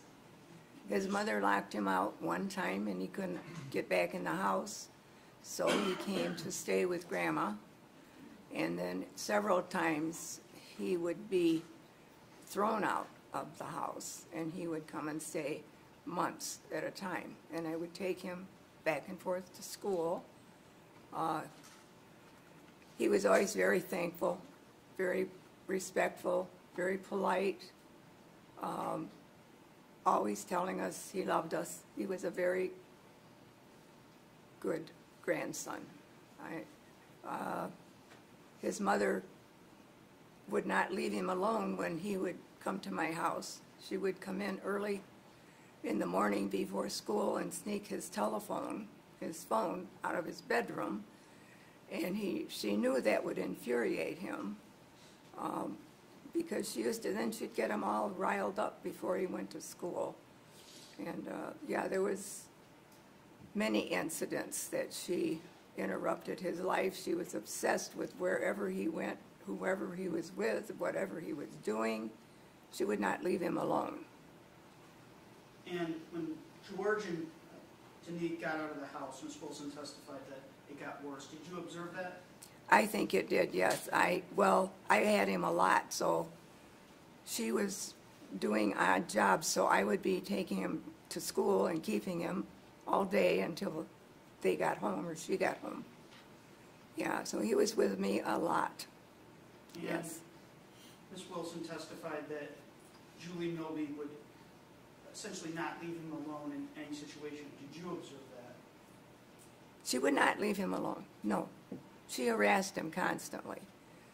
It was like she was obsessed with being with him wherever he was and whatever he was doing. Did you see an impact of that behavior on him? Oh yes, he would get very angry because she would do it in front of his friends. He would be walking with a group of his friends and she would come along with her car alongside of them and harass him, wanting him to get in the car with her. And he didn't want to go with her. He wanted to be with his friends. He was old enough to be with his friends. And he had called me on his phone, and so I went there where they were walking, and she actually came in the wrong lane by my car, trying to get me to make him get in her car. And I took him in my car, and he was so angry. She used to make him so angry. And over time, did he become more reclusive? Yes, And was that from what you saw because of his mother's actions? right. I have no further questions. Mr. Boonstra, any questions of Ms. Bondi? No question, John. You may step down, ma'am. Sir, if you wouldn't mind coming up and maybe escorting Ms. Bondi from the stand? I didn't know, maybe the gentleman that she was with, but I'll leave that up to you guys. That's my grandson. Okay? This is fine. I'm used to going by myself. Thank you. I got two gentlemen. We got a whole room full of gentlemen. We're not going to let you walk unescorted, ma'am. Right, thank you. All right.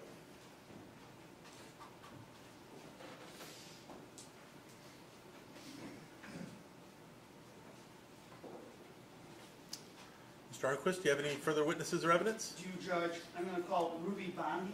Okay. We just called her. I was going down the list. I'm going to call Lynette Roach. I thought. All right. Lynette Roach, you say? Yes, Your Honor. All right. Ma'am, let me have you stop right where you're at and raise your right hand for me. Do you solemnly swear that the testimony you're about to give will be the truth, the whole truth, and nothing but the truth? Yes, I do. Have a seat right there in the witness chair for me. Slide the chair nice and close to the microphone. Yes. Oh, I keep saying that, but it doesn't slide. Keep yourself right in front of the microphone. Keep your voice up good and loud for us. Mr. Arnquist, you may inquire. Ma'am, can you state your name for the record? Lynette Roach. Lynette, how do you know Matthew? I am Matthew's aunt. Approximately how far did you live from where Mr. Milby was residing with his mother? 4 blocks. And how long have you known Mr. Milby? Since the day he was born. And are you related to his mother or his father? His father. You've heard the testimony of Ms. Bondi and Ms. Wilson, is that correct? Yes, I have. And did you witness domestic violence between his parents, with Matthew's parents? Yes, I did. And how frequently was this? I witnessed it 3 days a week, approximately 3 days a week, that I physically saw it going on.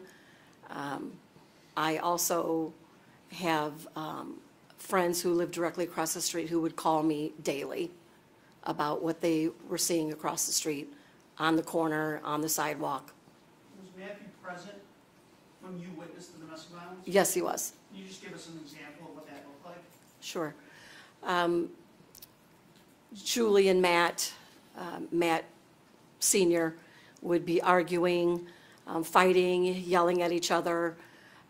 Julie would be spitting on Matt Sr., my brother, hitting him. My brother would never fight back. He would never lift a hand, which I think was probably very confusing for Matthew Jr., who was observing all of this, wondering why somebody wouldn't fight back when they're being hit on, spit on, yelled at constantly. So it was definitely witnessed. Did he ever go to you for help? Matthew came to my house. As I said, we lived 4 blocks away. And my sons, his cousins, they were very close. And he would come to my house. I called it a hideout. When things were going on, when they were fighting, he would come to my house to get away.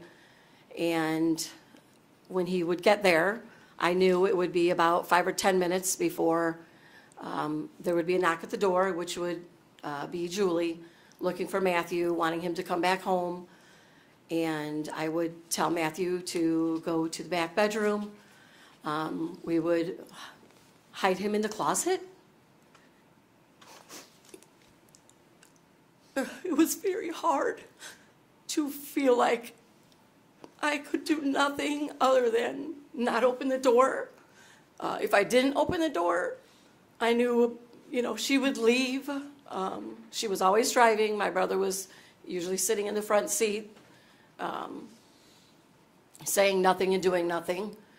And she would come back, banging on the door, and I would just tell her he was not there. And I would hide him.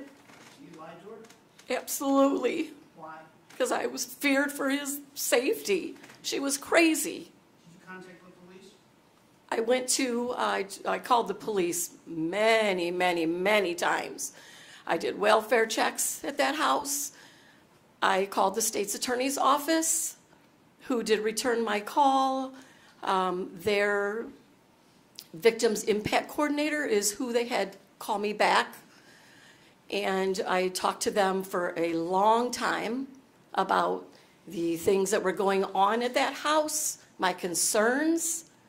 I talked to Officer McCoy, who my last conversation with him was, if somebody doesn't start taking my phone calls seriously, and I asked them all to be logged, please log this phone call, that something bad was going to happen down at that house. And I'm sorry that nobody listened. And over time, did you watch Matthew's personality change and deteriorate? Yes, I did. Matthew was a very outgoing. As his sister said, he was in sports. He had a lot of friends. He loved skateboarding. Him and my son, who also was in that graduating class and in that gym, would skateboard together all the time. He was very outgoing, very pleasant. And then it changed. He became very withdrawn. He wasn't coming over for family gatherings. At Christmas, one time his mother sat outside the house in the car. He was allowed to come in with his dad to get his gift, and then they had to leave. He started not coming over. He would stay up in his room. When I would go down to check on my brother, he would not come down. He was very withdrawn. He was no longer contacting his friends. Thank you very much. I have no further questions. Mr. Boonstra, any questions? No questions, Judge. You may step down, ma'am. Thank you very much. Thank you. I'm just going to submit the images.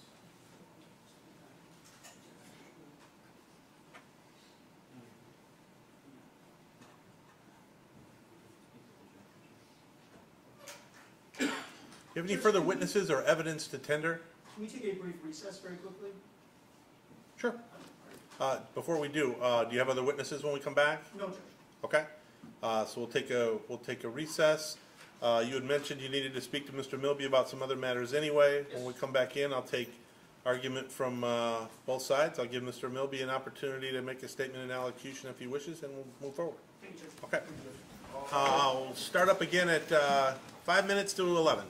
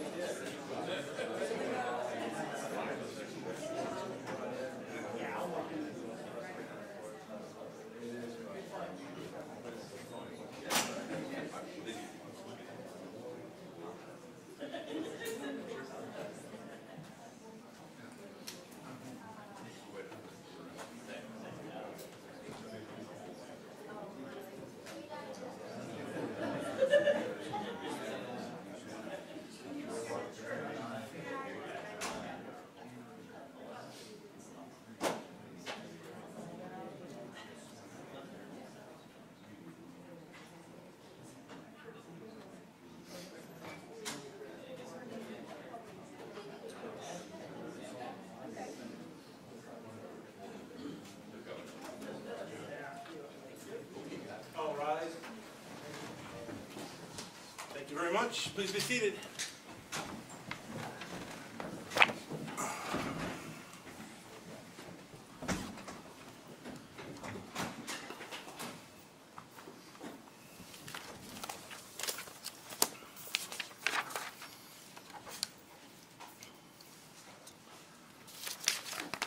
All right, we'll go back on the record in 18 CF 103, People versus Matthew Milby Jr.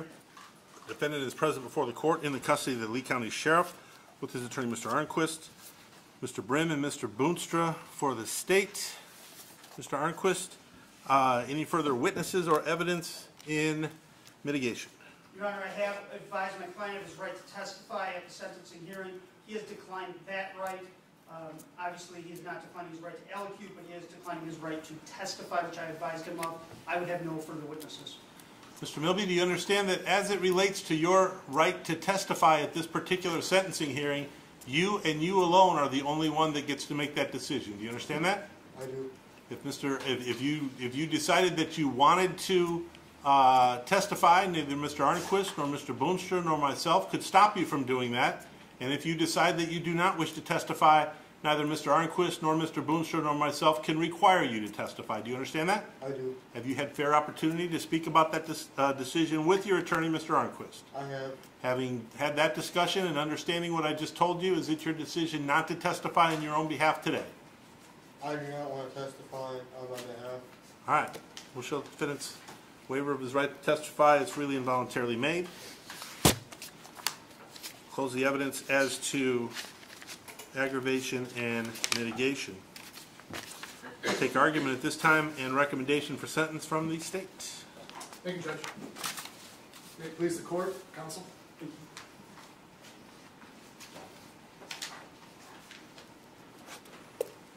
Shots rang out in the hallways. Fear, panic, children screaming, parents frantically trying to reach their children. That's what happened on May 16, 2018, when this defendant, Matthew Milby Jr., entered the Dixon High School and opened fire. We're here today for sentencing for Matthew Milby Jr. for an incident that ripped through this community.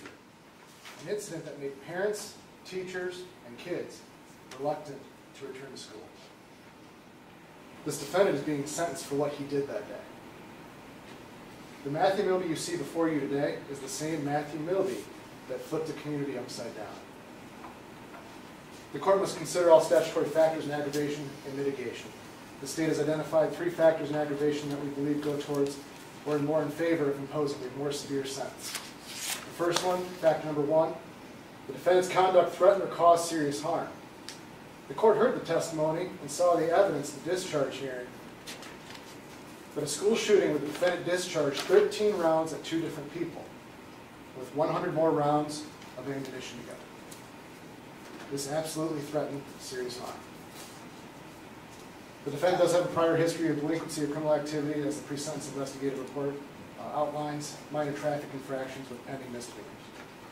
Number 7, the sentence is necessary to deter others.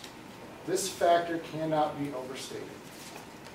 It is for offenses like this the factor in aggravation was designed for. This court is about to sentence the defendant to an incident that devastates communities all around our country. One that requires our children to grow up in schools where they have to engage in active shooter drills. One that could have had a much different ending if not for the actions of Officer Mark Dallas. And while he doesn't think he's a hero, we do. If there was ever a reason to impose a sentence that would deter others, this is that case. This sentence needs to rock the foundation of those criminally intent on hurting our children. This sentence needs to be the sentence that anyone who ever thinks of walking Matthew Milby's footsteps thinks of. The message sent from this courtroom echoes across the state that you will not get away with this. You can't blame your parents, and you can't blame what happened after the fact. That if you go into a school with a gun, the consequences are severe. As for the statutory factors of mitigation, number 1, the conduct was certainly one that which could cause or threaten to cause serious physical harm. The defendant's conduct absolutely caused or threatened serious harm. The psychological torment these teachers, parents, and children had to go through and continue to go through is unprecedented in our area. He's not charged with shooting someone. He's charged with threatening harm. People were and remain harmed to this day. Number 2, just like the first one, it certainly could have been something and should have been something the defendant contemplated could have caused serious harm to others. It is impossible to imagine a scenario where this defendant could not contemplate where serious harm could have come to others by bringing a loaded firearm into a school and firing it upon 2 people. Number 3, the defendant did not act under provocation. Number 4, there are no grounds that could reasonably excuse the defendant's conduct. Number 5, this was not induced or facilitated by another. Number 6, the defendant has not compensated any victim in any way. Number 7, the defendant does have minor history with some pending misdemeanors. Number 8, this conduct is certainly something that he is likely to do again, as Mr. Milby told probation in the pre-sentence investigative report and the officer who conducted that investigation that he had decided his plan would be to become a career criminal for employment. Number 9, the court must consider the defendant's attitude and character. Do not be fooled by the yes sirs and the no sirs that you receive in this courtroom. Everything you need to know about the defendant's character from the day that this incident occurred through the pre-sentence investigative report and its ideas of becoming a career criminal, as well as disciplinary records of the Dixon High School, which are in Appendix B, speak volumes to his character. Probation is not an option, as is number 10. Number 11 is a blank factor in mitigation. Number 12, imprisonment is the only possible sentence. 13, 14, and 15 are not applicable. Number 16, at the time of the offense, as required by statute, the defendant was not suffering from a serious mental illness. Not until the eve of trial on February 22nd, 2019, did fitness even come up. 17, 18, and 19 are not applicable. Our country has been riddled with school shootings for decades. In Columbine, 1999, with 15 deaths. Sandy Hook in 2012 with over 25 deaths. 3 months before Matthew Milby executed this plan, Parkland, Florida, with over 15 deaths because of a school resource officer that failed to respond. 2 days, just 2 days after the defendant shot at Andrew McKay and Mark Dallas at the Santa Fe High School shooting in 2018, which resulted in 10 deaths. When will it end? When can we stop worrying about the children out of fear of another school shooting? Most recently in Uvalde, Texas, at Loud Elementary, where over 20 people were killed again when law enforcement hesitated to respond. Unlike that scenario, Mark Dallas responded. He did not hesitate. The people who killed during those school shootings often paid the ultimate price with their own deaths. We're obviously not asking for anything like that today. What we're asking for is for the appropriate sentence for unreasonable actions by this defendant. On May 16, 2018, Dixon High School nearly became one of those horrific tragedies. With shots ringing out in the hallways, Officer Mark Dallas saved those children, teachers, and staff. Much of the past 3 years of this case is focused on the defendant's mental health. However, the first year, immediately following the shooting, he was fine. He attended court on over 12 occasions. He helped prepare for trial with no issues. Even the first time he was evaluated, he was determined by the evaluator to be fit. Then almost a year after the shooting of Andrew McKay and Mark Dallas, he was found unfit. This case is not about fitness, it's not about mental health. This case is about Matthew Milby taking a gun into a school and shooting at people. Anything more than that is pure speculation and excuses after the fact for the depravity Matthew Milby showed. We are asking this court to enter a sentence with a deterrent factor that will ripple throughout our community. And in doing so, we are asking the court to impose a sentence of discretionary consecutive sentencing pursuant to 730 ILCS 5-5-8-4C1. It is necessary to do so based upon the nature and circumstances of the offense and required to protect the public from further criminal conduct by this defendant. Again, he said in his pre-sentence report investigation that he was going to become a career criminal. We implore this court to not ignore that and to protect the community from him and any further criminal conduct.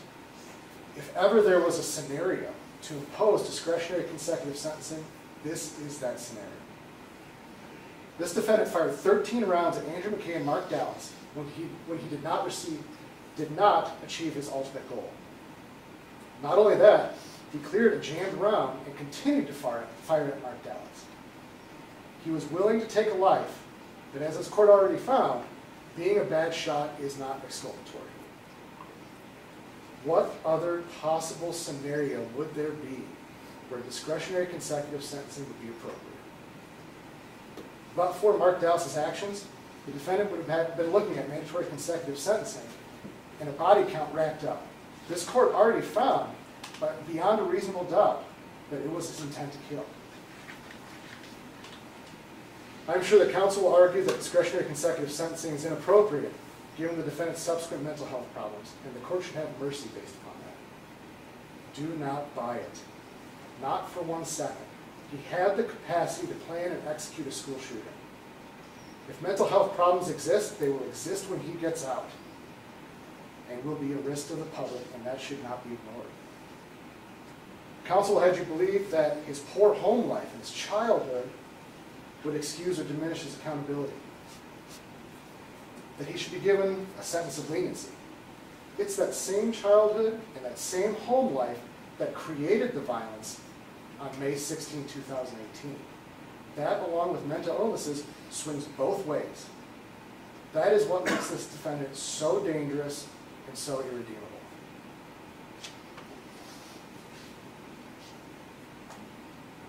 Make no mistake about it. If this court is lenient in sentencing, it will have empowered another school shooting. Make no mistake about it. If this court is lenient in sentencing, it will have ignored the defendant's own words to become a career criminal. On May 15, 2018, no one in our community thought this would ever happen. 24 hours later, Matthew Milby left a community devastated. Do not let justice be delayed anymore. We are asking this court to announce a sentence that serves justice and rattles the fabric of anyone who would dare think about following in Matthew Milby's footsteps. We are asking this court to announce a sentence that is commensurate with the horror the defendant inflicted. All the signs are here to show the court and this community how dangerous this defendant is and will be in the future. The heroism of one man does not deprecate the severity of the offense committed by the defendant. The heroic actions of one man does not relieve the defendant of the culpability of his actions.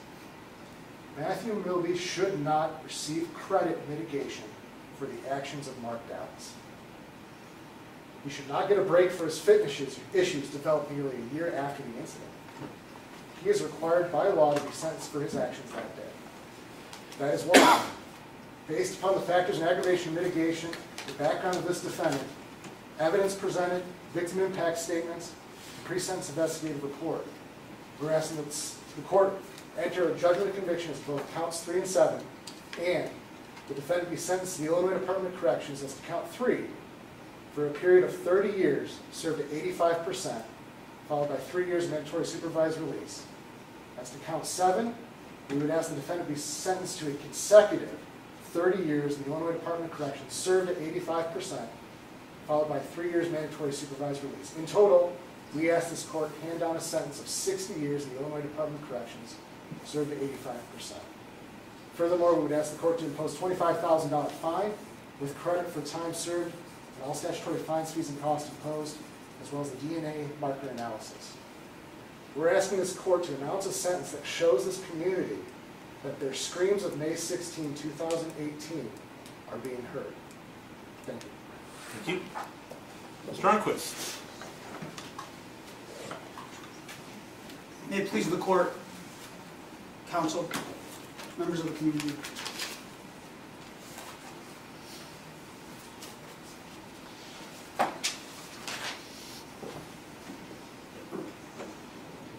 Your Honor, you've had this case for a long time.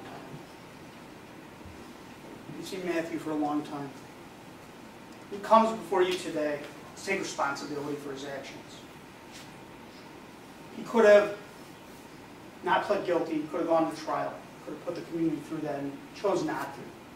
It's not a Illinois factor of mitigation, but it is considered in federal courts, and as we'll discuss later, Your Honor, can certainly consider non-statutory factors of mitigation or aggravation. It's incredibly important. You heard people speak today. Their voices don't fall on deaf ears. He understands what he did. It was wrong. He pled guilty to it. He pled guilty, facing a range of 75 years. With no promises. No 402, no advisements, no nothing. Just a straight minimum of 10 years at 85%, maximum of theoretically 75 years. And he still did it.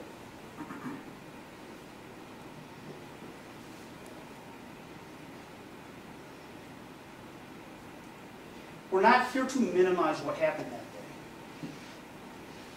Matthew Milby went and he pulled the trigger, Judge. He did. I'm not going to tell you otherwise. He pled guilty to that. I'm not going to tell you that it didn't happen at a school. It did. Saw the video. Ran from the school, but it happened at a school.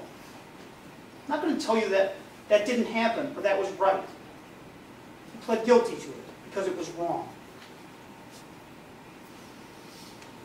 I'm not going to tell you that law enforcement, including Mr. Dallas, didn't respond appropriately. They did. You heard that Mr. Milby was shot. I'm not going to tell you that didn't happen. It did. We are not here to hide from what happened or what occurred. It is on video.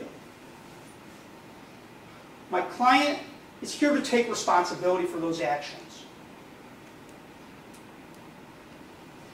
We are not here to minimize or trivialize what happened. The law doesn't even allow that.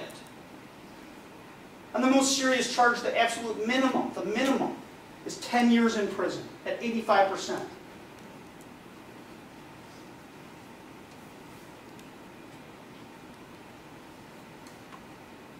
On the other charge, the minimum is 6 years, 85%. Those aren't trivial sentences.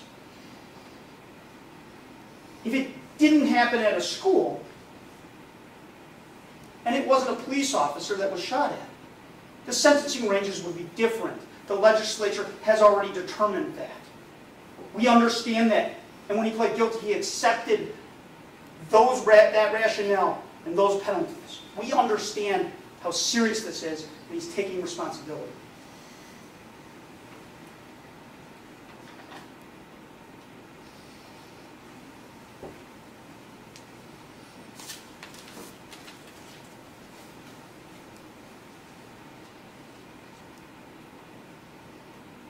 We want to also take this opportunity, while he takes responsibility, to acknowledge the performance of law enforcement. Mr. Dallas, Mr. McKay, what they did. They say they're not heroes. They are. They did things that people didn't have to do. We acknowledge that. We acknowledge the response. You see it. It's a very professional response. It was appropriate and effective. But by the grace of God, no one was harmed. And no one was harmed here. Aaron's heard all the evidence. You see the pictures. Absolutely. The bullets hit the ceiling above Mr. McKay? Yes. Could that have been a different scenario than it was? Yes. By the grace of God and the professional response in that school, it wasn't. We don't minimize it, but it also is what it is.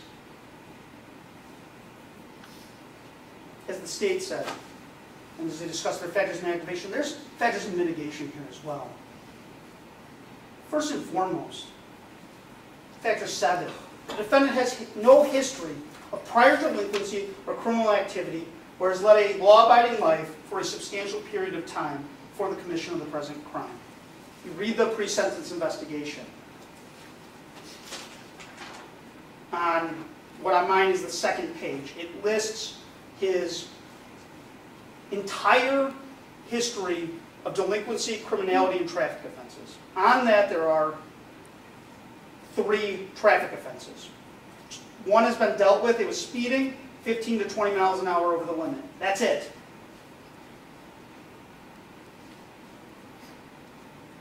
Just as justice demands that this offense not be minimized, and we're not asking that it be minimized, justice also demands that the factors of mitigation and aggravation are weighed appropriately. This young man has no record, none.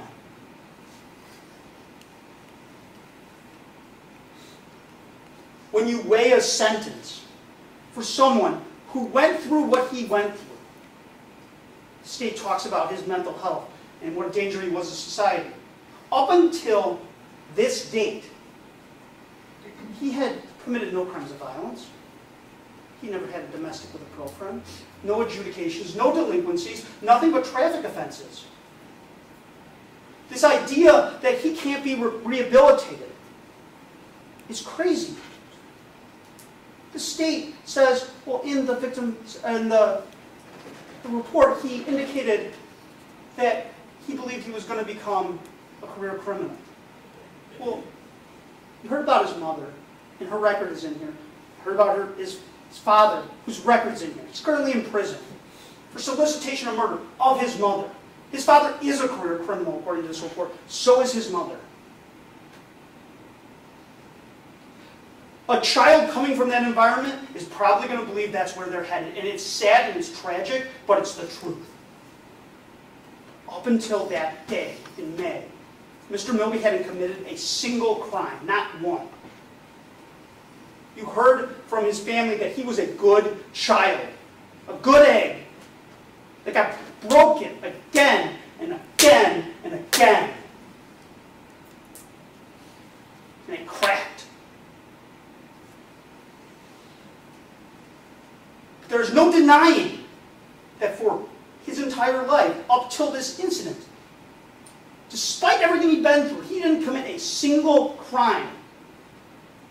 If that person can't be rehabilitated, then no one can.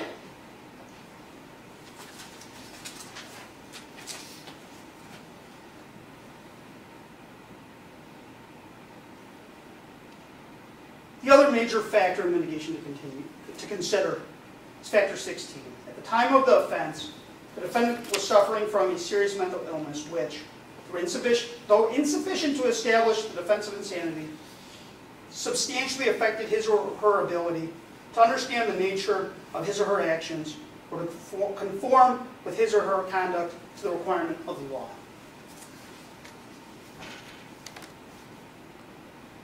That factor is absolutely in play here. The idea that it isn't is ridiculous, given the evidence before Your Honor.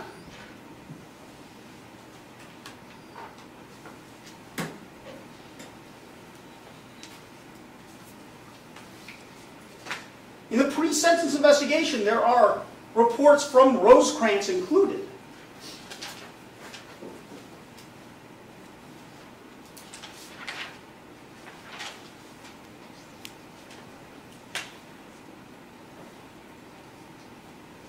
Reading from those reports, this is in August of 2017, shortly before this happened.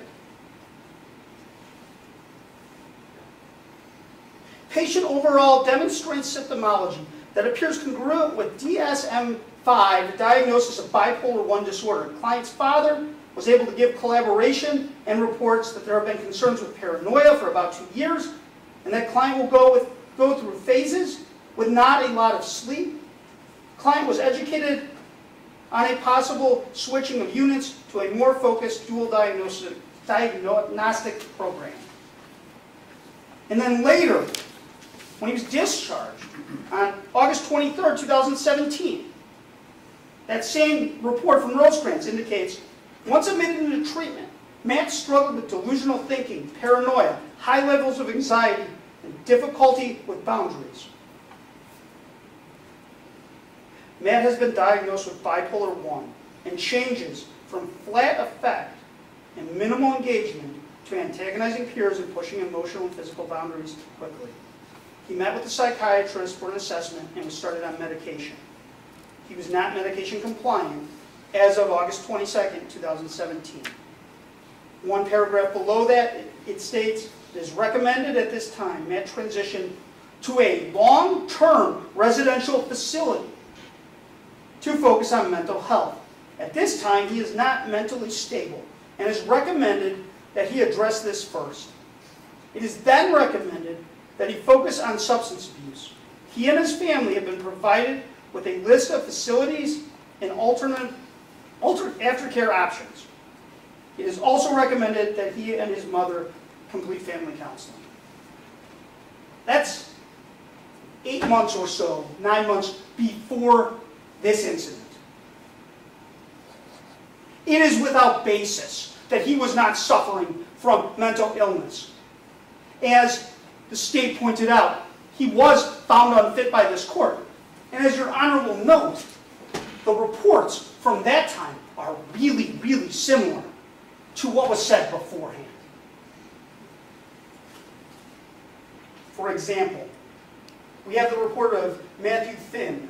The date of the report is January 26, 2020. These symptoms include severe mood problems with increased psychosis, delusional thought content, and intensity of personality dysfunction. When not taking his medication, Matthew Milby Jr.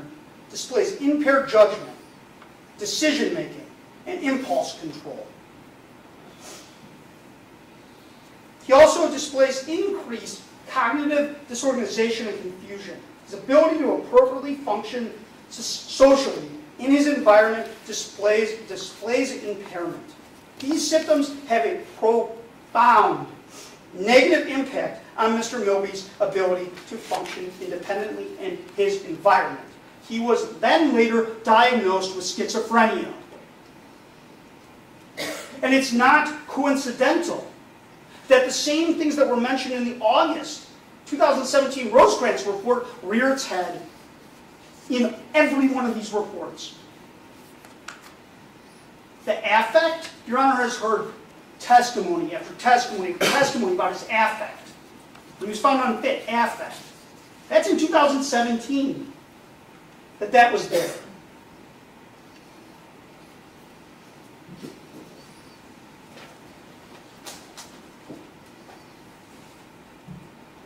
We are here to take responsibility.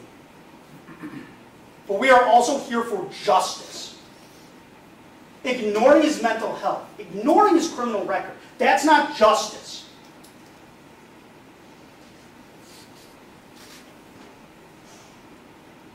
Your Honor obviously can consider non-statutory factors or anything that Your Honor finds relevant.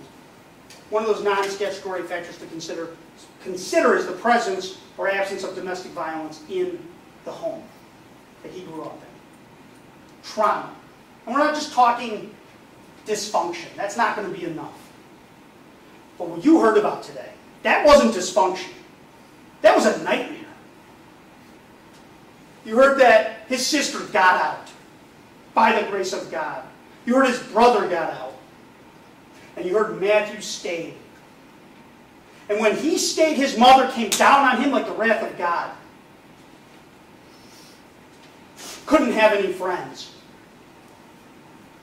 Couldn't go anywhere. You heard family members. You heard his grandmother, his aunt, his sister. Attempted to get him out of that nightmare of a house and couldn't because his mother would follow them. You heard his aunt say that she hid him in a closet to keep him away from his mother. And she lied about it because it was the right thing to do. You heard the police were called. You heard DCFS. And he stayed in that house. And you heard from everyone in his family. It impacted him. That's not to be ignored. That's not justice ignoring that. It's a factor in mitigation. It's to be considered along with the factors in aggravation, along with the seriousness of the crime.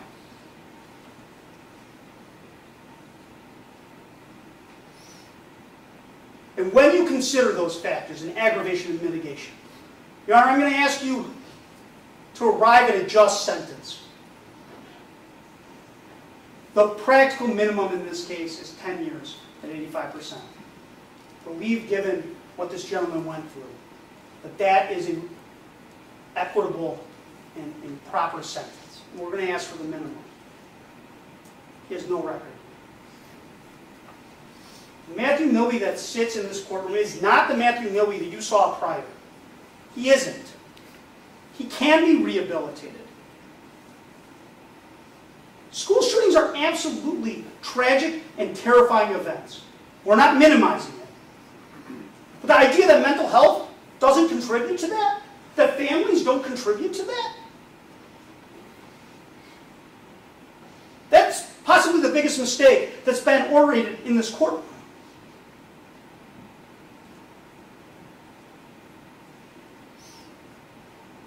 In terms of permissive consecutive sentencing, there's no basis in the law. None.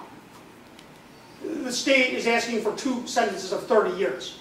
Your Honor could, if Your Honor wanted to, sentence Mr. Milby to up to 45 years on one count at 85%.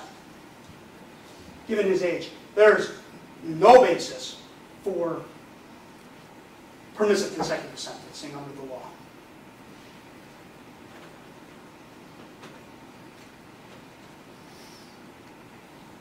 And when considering this sentence, we ask you to consider the factors in aggravation and mitigation. His young age, what's in the pre-sentence investigation regarding what happened to him, his mental health, Your Honor has witnessed. And Your Honor is going to have to sentence him to the Department of Corrections. We understand that. Your Honor is going to have to give him credit for the time that he did. But what Your Honor cannot give him credit for, and we would ask Your Honor to consider, is the 18 years that he served in his home. The warden there wasn't from the Department of Corrections. It was his own personal hell that everyone got out of but him, that his parents inflicted on him. We ask you to take that into consideration when you sentence this young man. We thank you for your time. We thank you for everyone's time today. Thank you. Thank you, Mr. Arquist.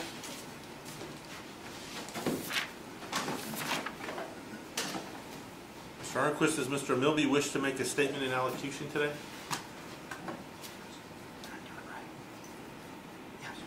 Yes, Your Honor, he does. Okay, would you slide the microphone a little closer to him for me, Yes, please? sir.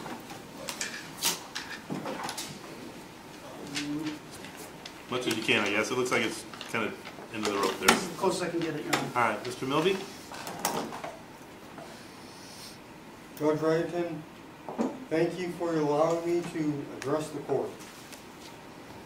My actions on May 16, 2018 were wrong, and I'm here to take responsibility for what I did. I understand how my actions have impacted Officer Dallas, Mr. McKay, my classmates, and their parents and the community. I cannot undo what I did, but I can take responsibility and apologize to those that were hurt by my actions. I'm sorry. I know that I have mental health issues and that I need medication to help me.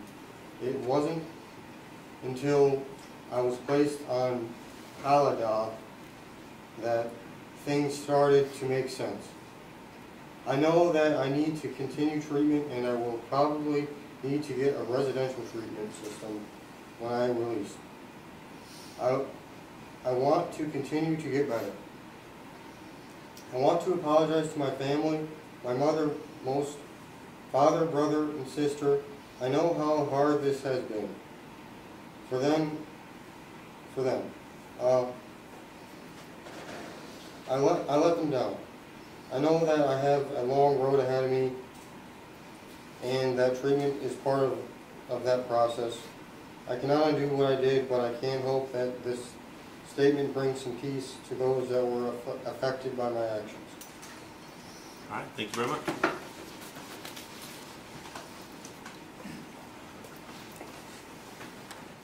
All right. The court has heard and considered the following. The pre-sentence investigation prepared by the Lee County Probation Department, the evidence and victim impact statements presented on behalf of the state, the evidence presented on behalf of the defendant, the statutory factors in aggravation and mitigation, specifically factors in aggravation numbers 1 and 3 under 5/5-5-3.2, and specifically the factors in mitigation numbers 7 and 16 under 5/5-5-3.1, as well as any evidence presented by stipulation, the matters upon which the court was asked to take judicial notice, the defendant's statement of allocution, and the oral arguments presented by both the state and the defense.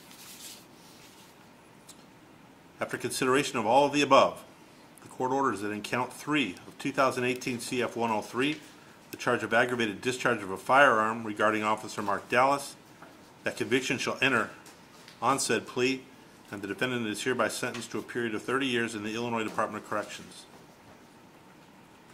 That sentence will be served at 85% pursuant to truth in sentencing. The defendant shall receive 1,601 days of credit, representing his time in custody from May 17th of 2018 up to and including October 4th of 2022. Upon release from the Department of Corrections, the defendant shall be placed on a period of 3 years mandatory supervised release. Given the length of the sentence, the fines, fees, and costs are going to be waived by the court. This sentence shall be served concurrently with the sentence imposed today in count 7. As to count 7, after consideration of all the above, the court orders that in count 7 of 2018 CF 103, the charge of aggravated discharge of a firearm regarding Andrew McKay, that conviction shall be entered on that plea.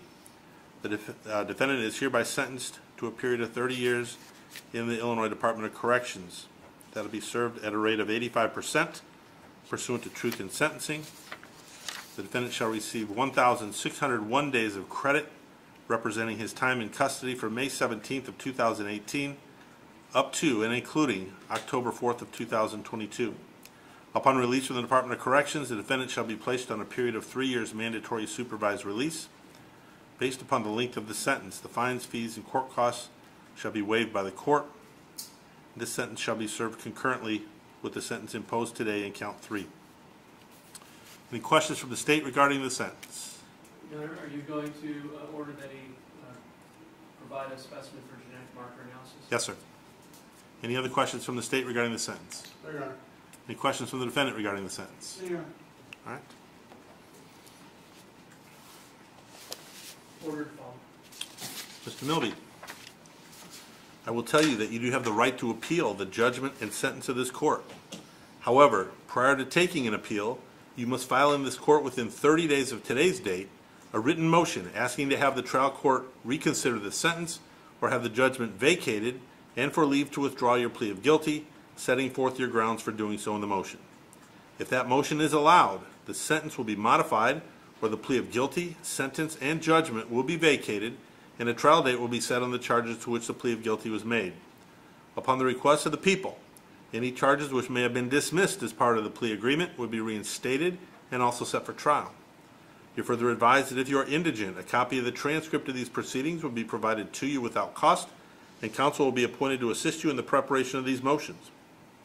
In any appeal taken from the judgment on your plea of guilty, any issue or claim of error not raised in the motion to reconsider sentence or to vacate the judgment and withdraw your plea of guilty shall be deemed waived on appeal. Do you understand your appeal rights? I do. Anything else from the state? No, Your Honor. Defense? No. All right, defendant's remanded. Court will stand in recess. All right.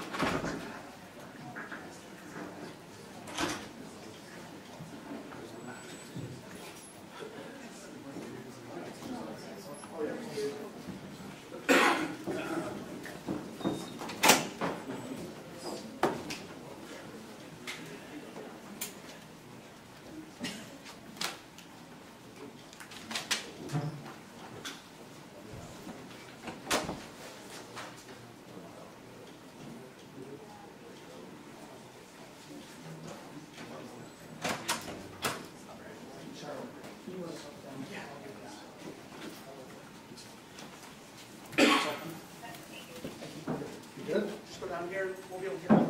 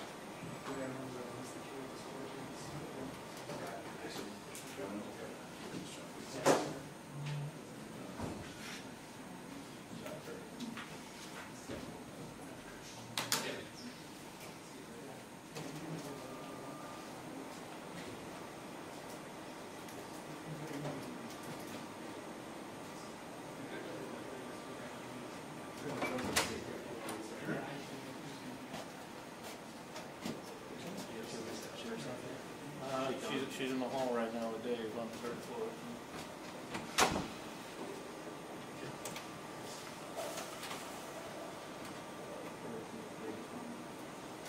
Yeah.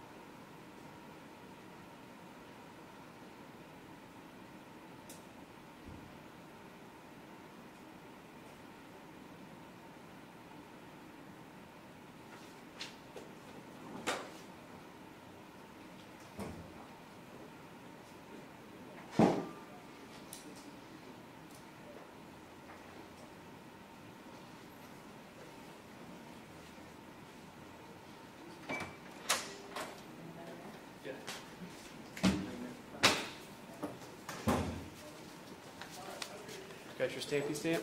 That's okay.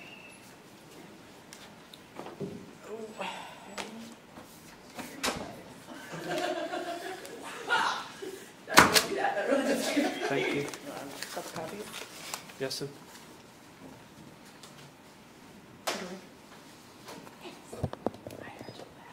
I did not wear out there. What are you talking about? You're joking, right? Well, they take a break. Oh. Yeah. And And I'm like, oh, I heard her laughing. I'm gonna carry those. Like I did last time, so we both don't. You don't get out of this fall down the thing. stairs.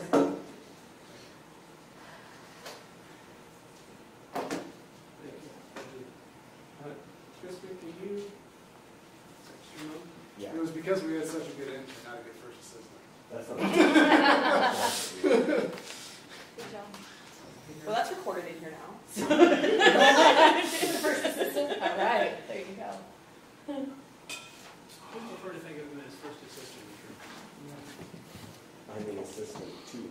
This is the regional manager.